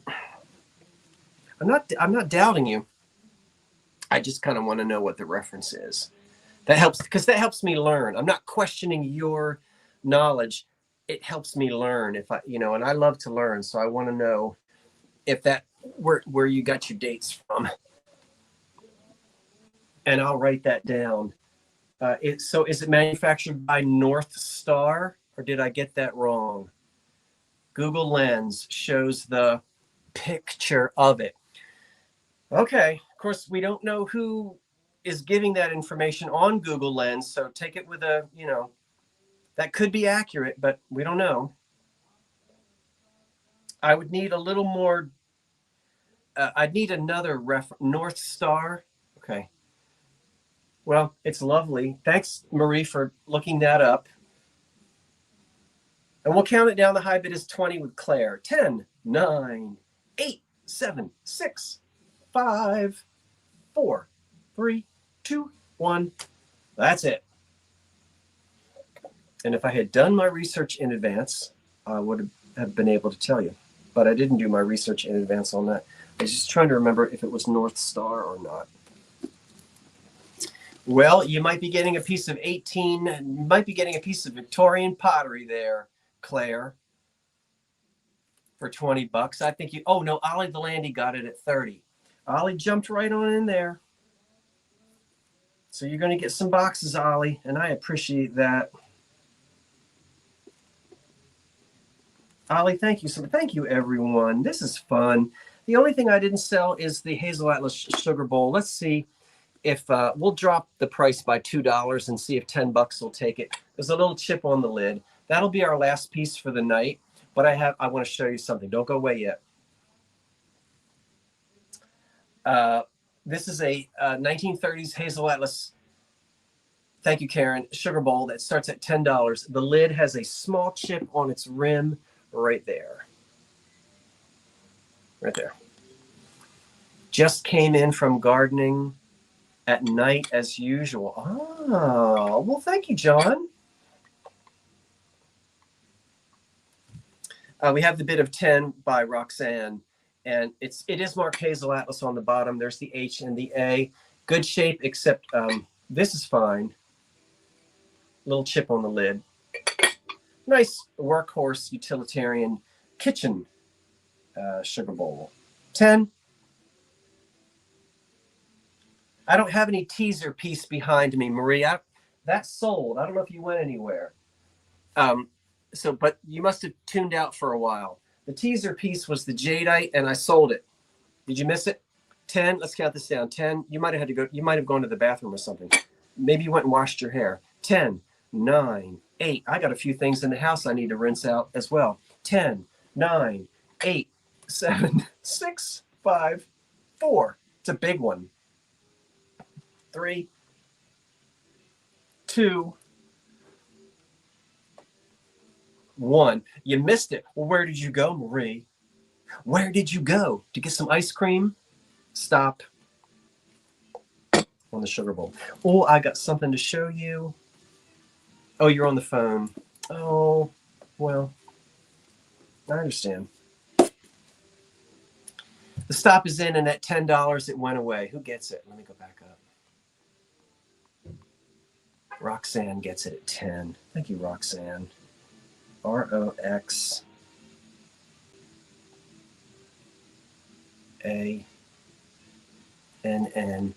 Wait a minute, which Roxanne are you? Have you got all these funny letters after your... Yeah, I have to figure that out. It's always something else when that happens. Okay, well, anyway, that's good. That's it. That's good. That's good. That's good. Wow, this was fun. Hey, folks, don't go anywhere yet. Put on the red light. What red light?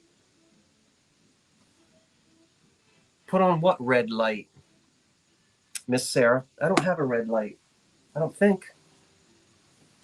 Do I have a red light? I don't think so. Okay. Let me have a breath. Let me take a breath. I've been talking straight for 2 hours.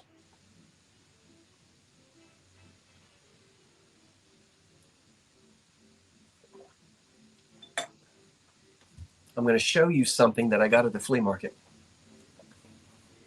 Come on, get hip. What am I missing? Over Scott's head? It must be. No surprise there. Now, where was I?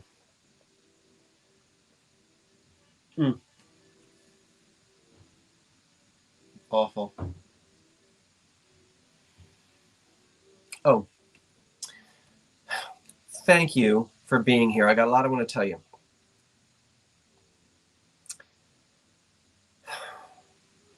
I released a drop sale around 6 o'clock tonight. Obviously, I haven't looked at it in the last 2.5 hours. As soon as I turn this movie off, I'm going to go back to the drop sale and tell the last few people what they won and what they didn't win. I will do all of the invoices tomorrow morning, all of them.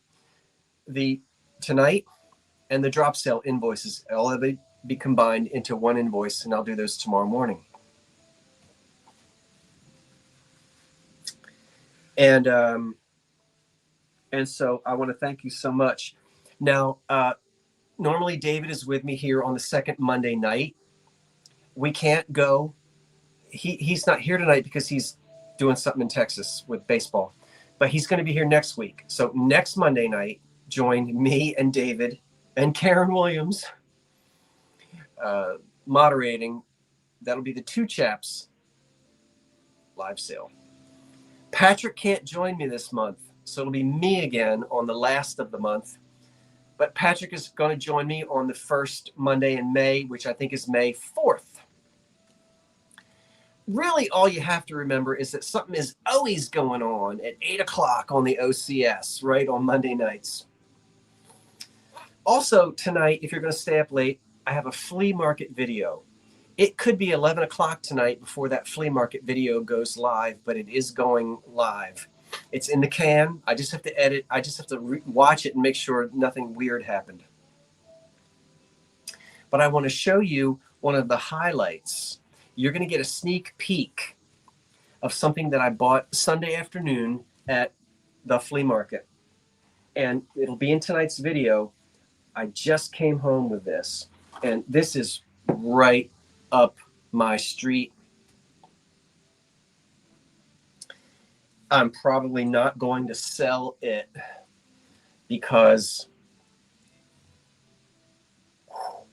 it's a glass lamp from the 20s. And I believe it's an American one, not the Bohemian or the Czechoslovakian glass. They did this kind of work, but the surface is different. The colors are different. The designs are different. This looks and feels American to me. When I feel it, the paint feels like licorice or wax, just like the American companies did in the 30s. It's all glass, and it's painted to look as if it is fine porcelain. Now, I put one of my old light bulbs in it, But let's take the light bulb out and you'll see that's exactly how it was manufactured. The socket, let me make sure it's unplugged before I stick my finger in there. Now I took a screwdriver and cleaned the oxidation off in the center. That's why it's so shiny. And but you can see that the light bulb, that the light socket is down in the glass. And this is an antique light bulb. And of course the light bulb does work. And this would take a clip-on shade. And someone rewired it. And if we look at the inside, you can see what's left of the old cloth cord way up in there. And then this is the way they rewired it. Okay, that's fine. I'll use it like that. And it has the inline switch. This is how you turn it on and off. But it only stands about, are those orchids? I think those are orchids. They're hand painted on here. Now, this was not expensive when it was new. It's just glass that the blue and the green are the fired on colors. But a woman, and they were usually women, in a decorating room sat there sometime in the 1920s and hand painted that, with a brush. And you can see the paint strokes. And I paid $12 for it, which really surprised me. And, I got to the flea market late in the afternoon. Well, not late in the afternoon, but it was 1 o'clock in the afternoon because it was on a Sunday. And there are thousands of people. You'll see in the video when I put the video out, there were thousands of people there. And I guess it didn't strike anybody's fancy or nobody knew what it was. But I was the one who stumbled upon it and said, oh, my goodness, that is an American-made 1920s glass lamp with hand-painted orchids.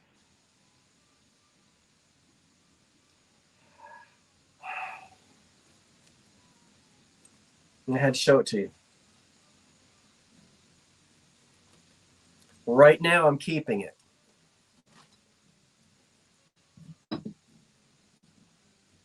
They made them in Europe. They made them in Czechoslovakia. Quite often, the colors were orange and black and red. It was a different color palette. They were ahead of us in terms of using deco style. They were usually more deco or stylized.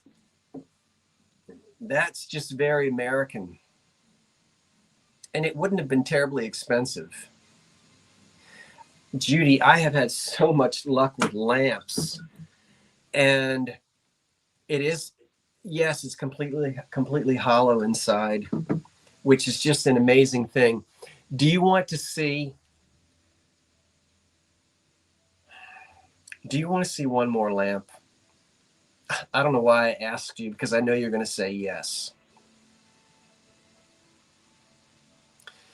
I must be the lamp whisperer.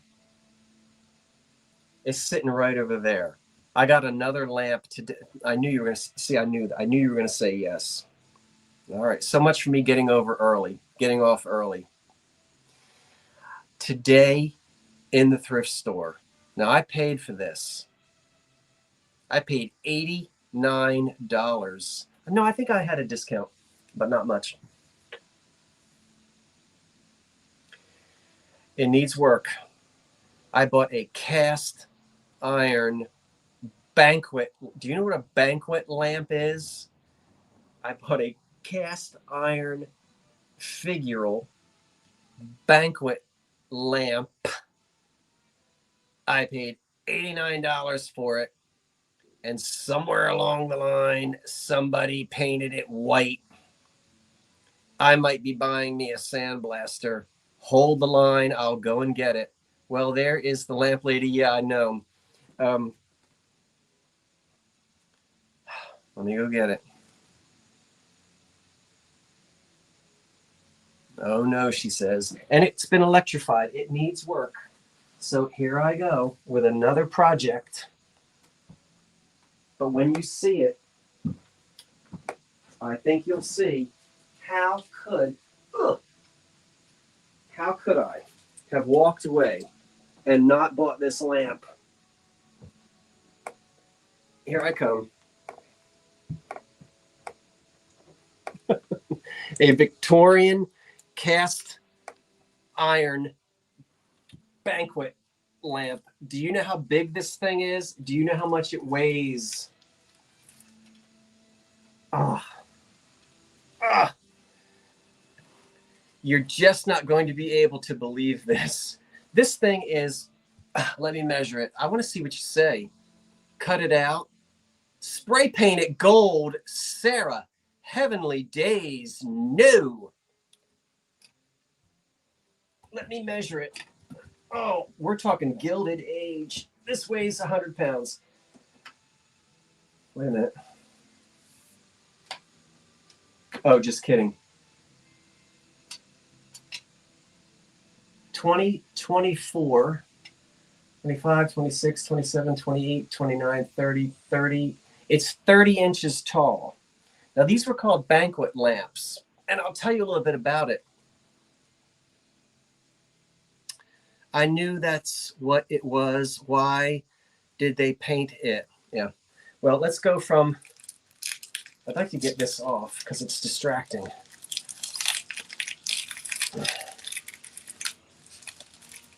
No, this doesn't go on a newel post. Not this one. I know what newel post lamps are. It looks like a newel post lamp, but this one isn't.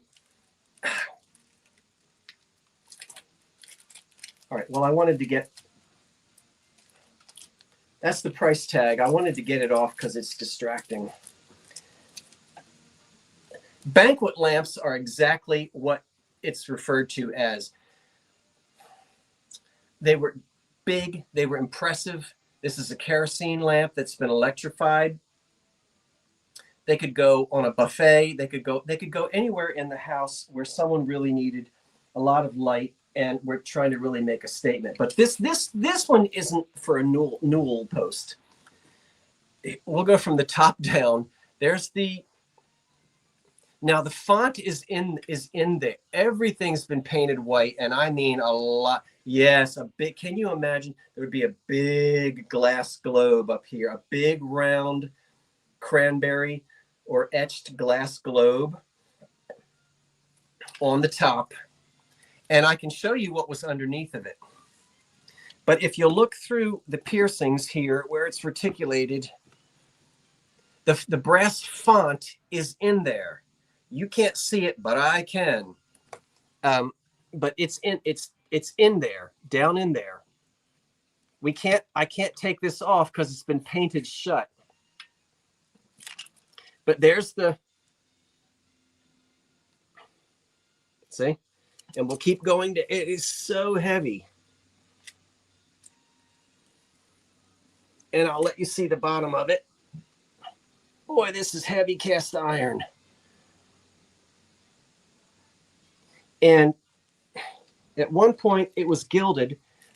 We can just get a hint right down here where the paint has chipped off.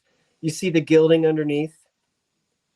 See that right there? See a little bit of gold? Now remember, ormolu is gilt bronze.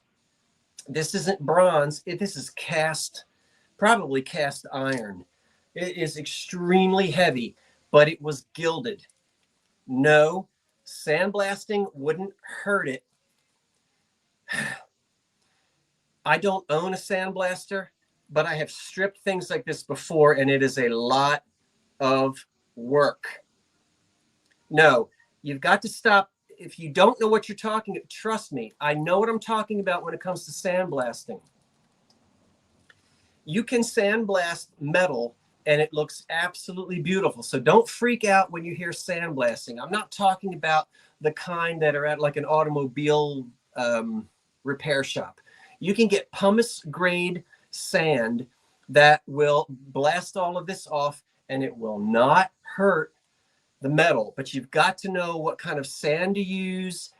So just relax on that. It can be sandblasted without destroying it or actually hurting it, because it's going to have a patina put back on it.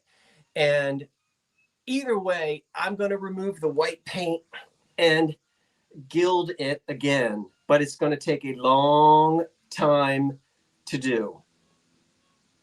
So you're saying a lot of things, but I can't get through. Oh, absolutely. You can absolutely sandblast it without hurting it. Have to be careful with that glass globe. It's not a glass globe inside. It's brass. The kerosene font is brass. There's no glass in there. What year is it? It's Victorian. Late Victorian. We can't say a year, Glenn, but it's from an era. And the era is the Victorian era, so 1880s, 1890s. Thank you for asking.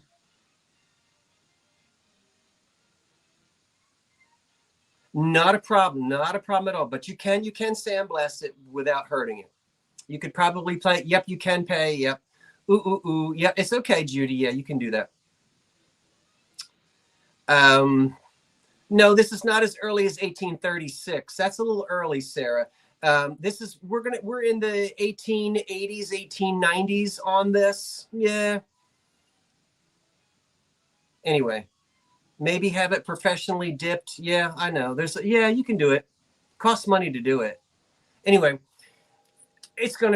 nothing's going to happen to this anytime soon. I have way too many things going on, but I paid $89 for this, and I can't wait, but I'm going to have to wait. Now, the only other thing is, and I'm going to have to put it down. Look how, oh my gosh. Oh, it literally weighs 50 pounds. Ooh, ooh, ooh, ooh, ooh, ooh. Okay, there, go. Okay. Now, you want to start an argument? Turn it back into a kerosene lamp, or leave it as electric. Ah! All right, I'm not trying to start an argument, but let me say this. There are two camps. One camp is going to hate what you do. The other camp is going to love it, and vice versa. The purists are going to be very angry if you leave it as electric. The other 50% of the people love it as electric. Guess what? If it's done right, the electrifying process doesn't damage it at all. Doesn't damage it or change the value at all. If it's done right. You with me? There are a lot of benefits to having it as electric. You can use it. It's safe. Very few people light lamps with kerosene and use them that way. So electrifying it means it can be safely used. I'm leaning towards the electric because we can safely use it. With the kerosene, fine, but again, it's a very small camp of people who collect these or who actually would burn them. And again, as I say, if the font hasn't been drilled, and it doesn't look like it has, if the font hasn't been drilled, you can put the socket on it. You can attach the socket in a way that it doesn't actually damage the original components. And if somebody wanted to turn it back into kerosene, they could. They could. So I'm just throwing out there that it is simply a matter of how do you want to use it, and how do you want to use it safely. And probably for me, it will, and I'll do it right. I will get all of the white paint off. I'm going to restore the gold finish because it would have been gilded. We can see the gilding that's on it. And I will electrify it very tastefully so that it can be used. And if it's sold to somebody else someday, they can still take that socket right off, fill it with kerosene, and use it as a kerosene lamp.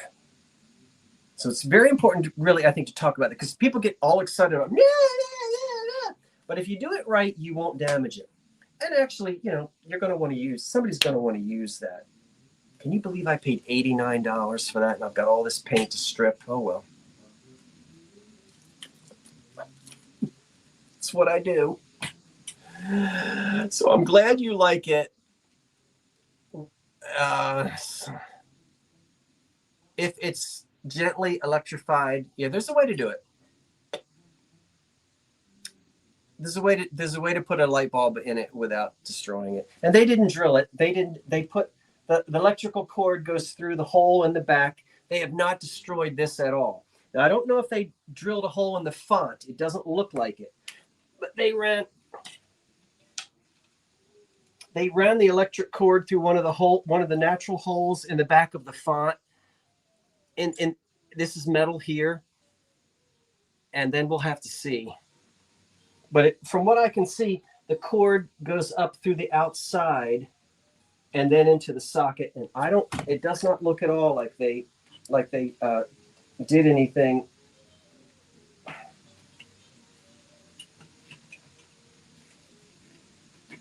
That they damaged the piece at all. Oh, other than all that white paint. Okay, that's it. I've kept everybody up too late. What time is it now? 10:10. But that was fun. Boy, I'm really having a good time with lamps. Okay, that's it. Are you going to find a globe for it? Absolutely. In fact, I've got globes in the basement that would work. Maybe. I've got some, I definitely have globes in the basement. And I think I actually have one downstairs that would work. Oh.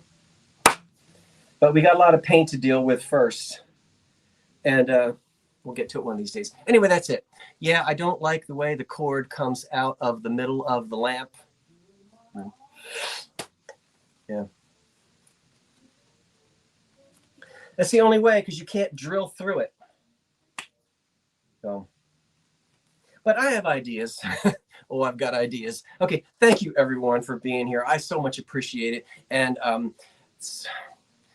stay tuned. Hopefully in about half an hour, there'll be a flea market video and you'll see me with that lamp. Thanks all. Karen, thank you. Round of applause. Thank you everyone for being here, and we'll see you the next time in the old Curiosity Shop. Wait for the cat. Meow. Good night all. Boop. Boop. Boop, boop.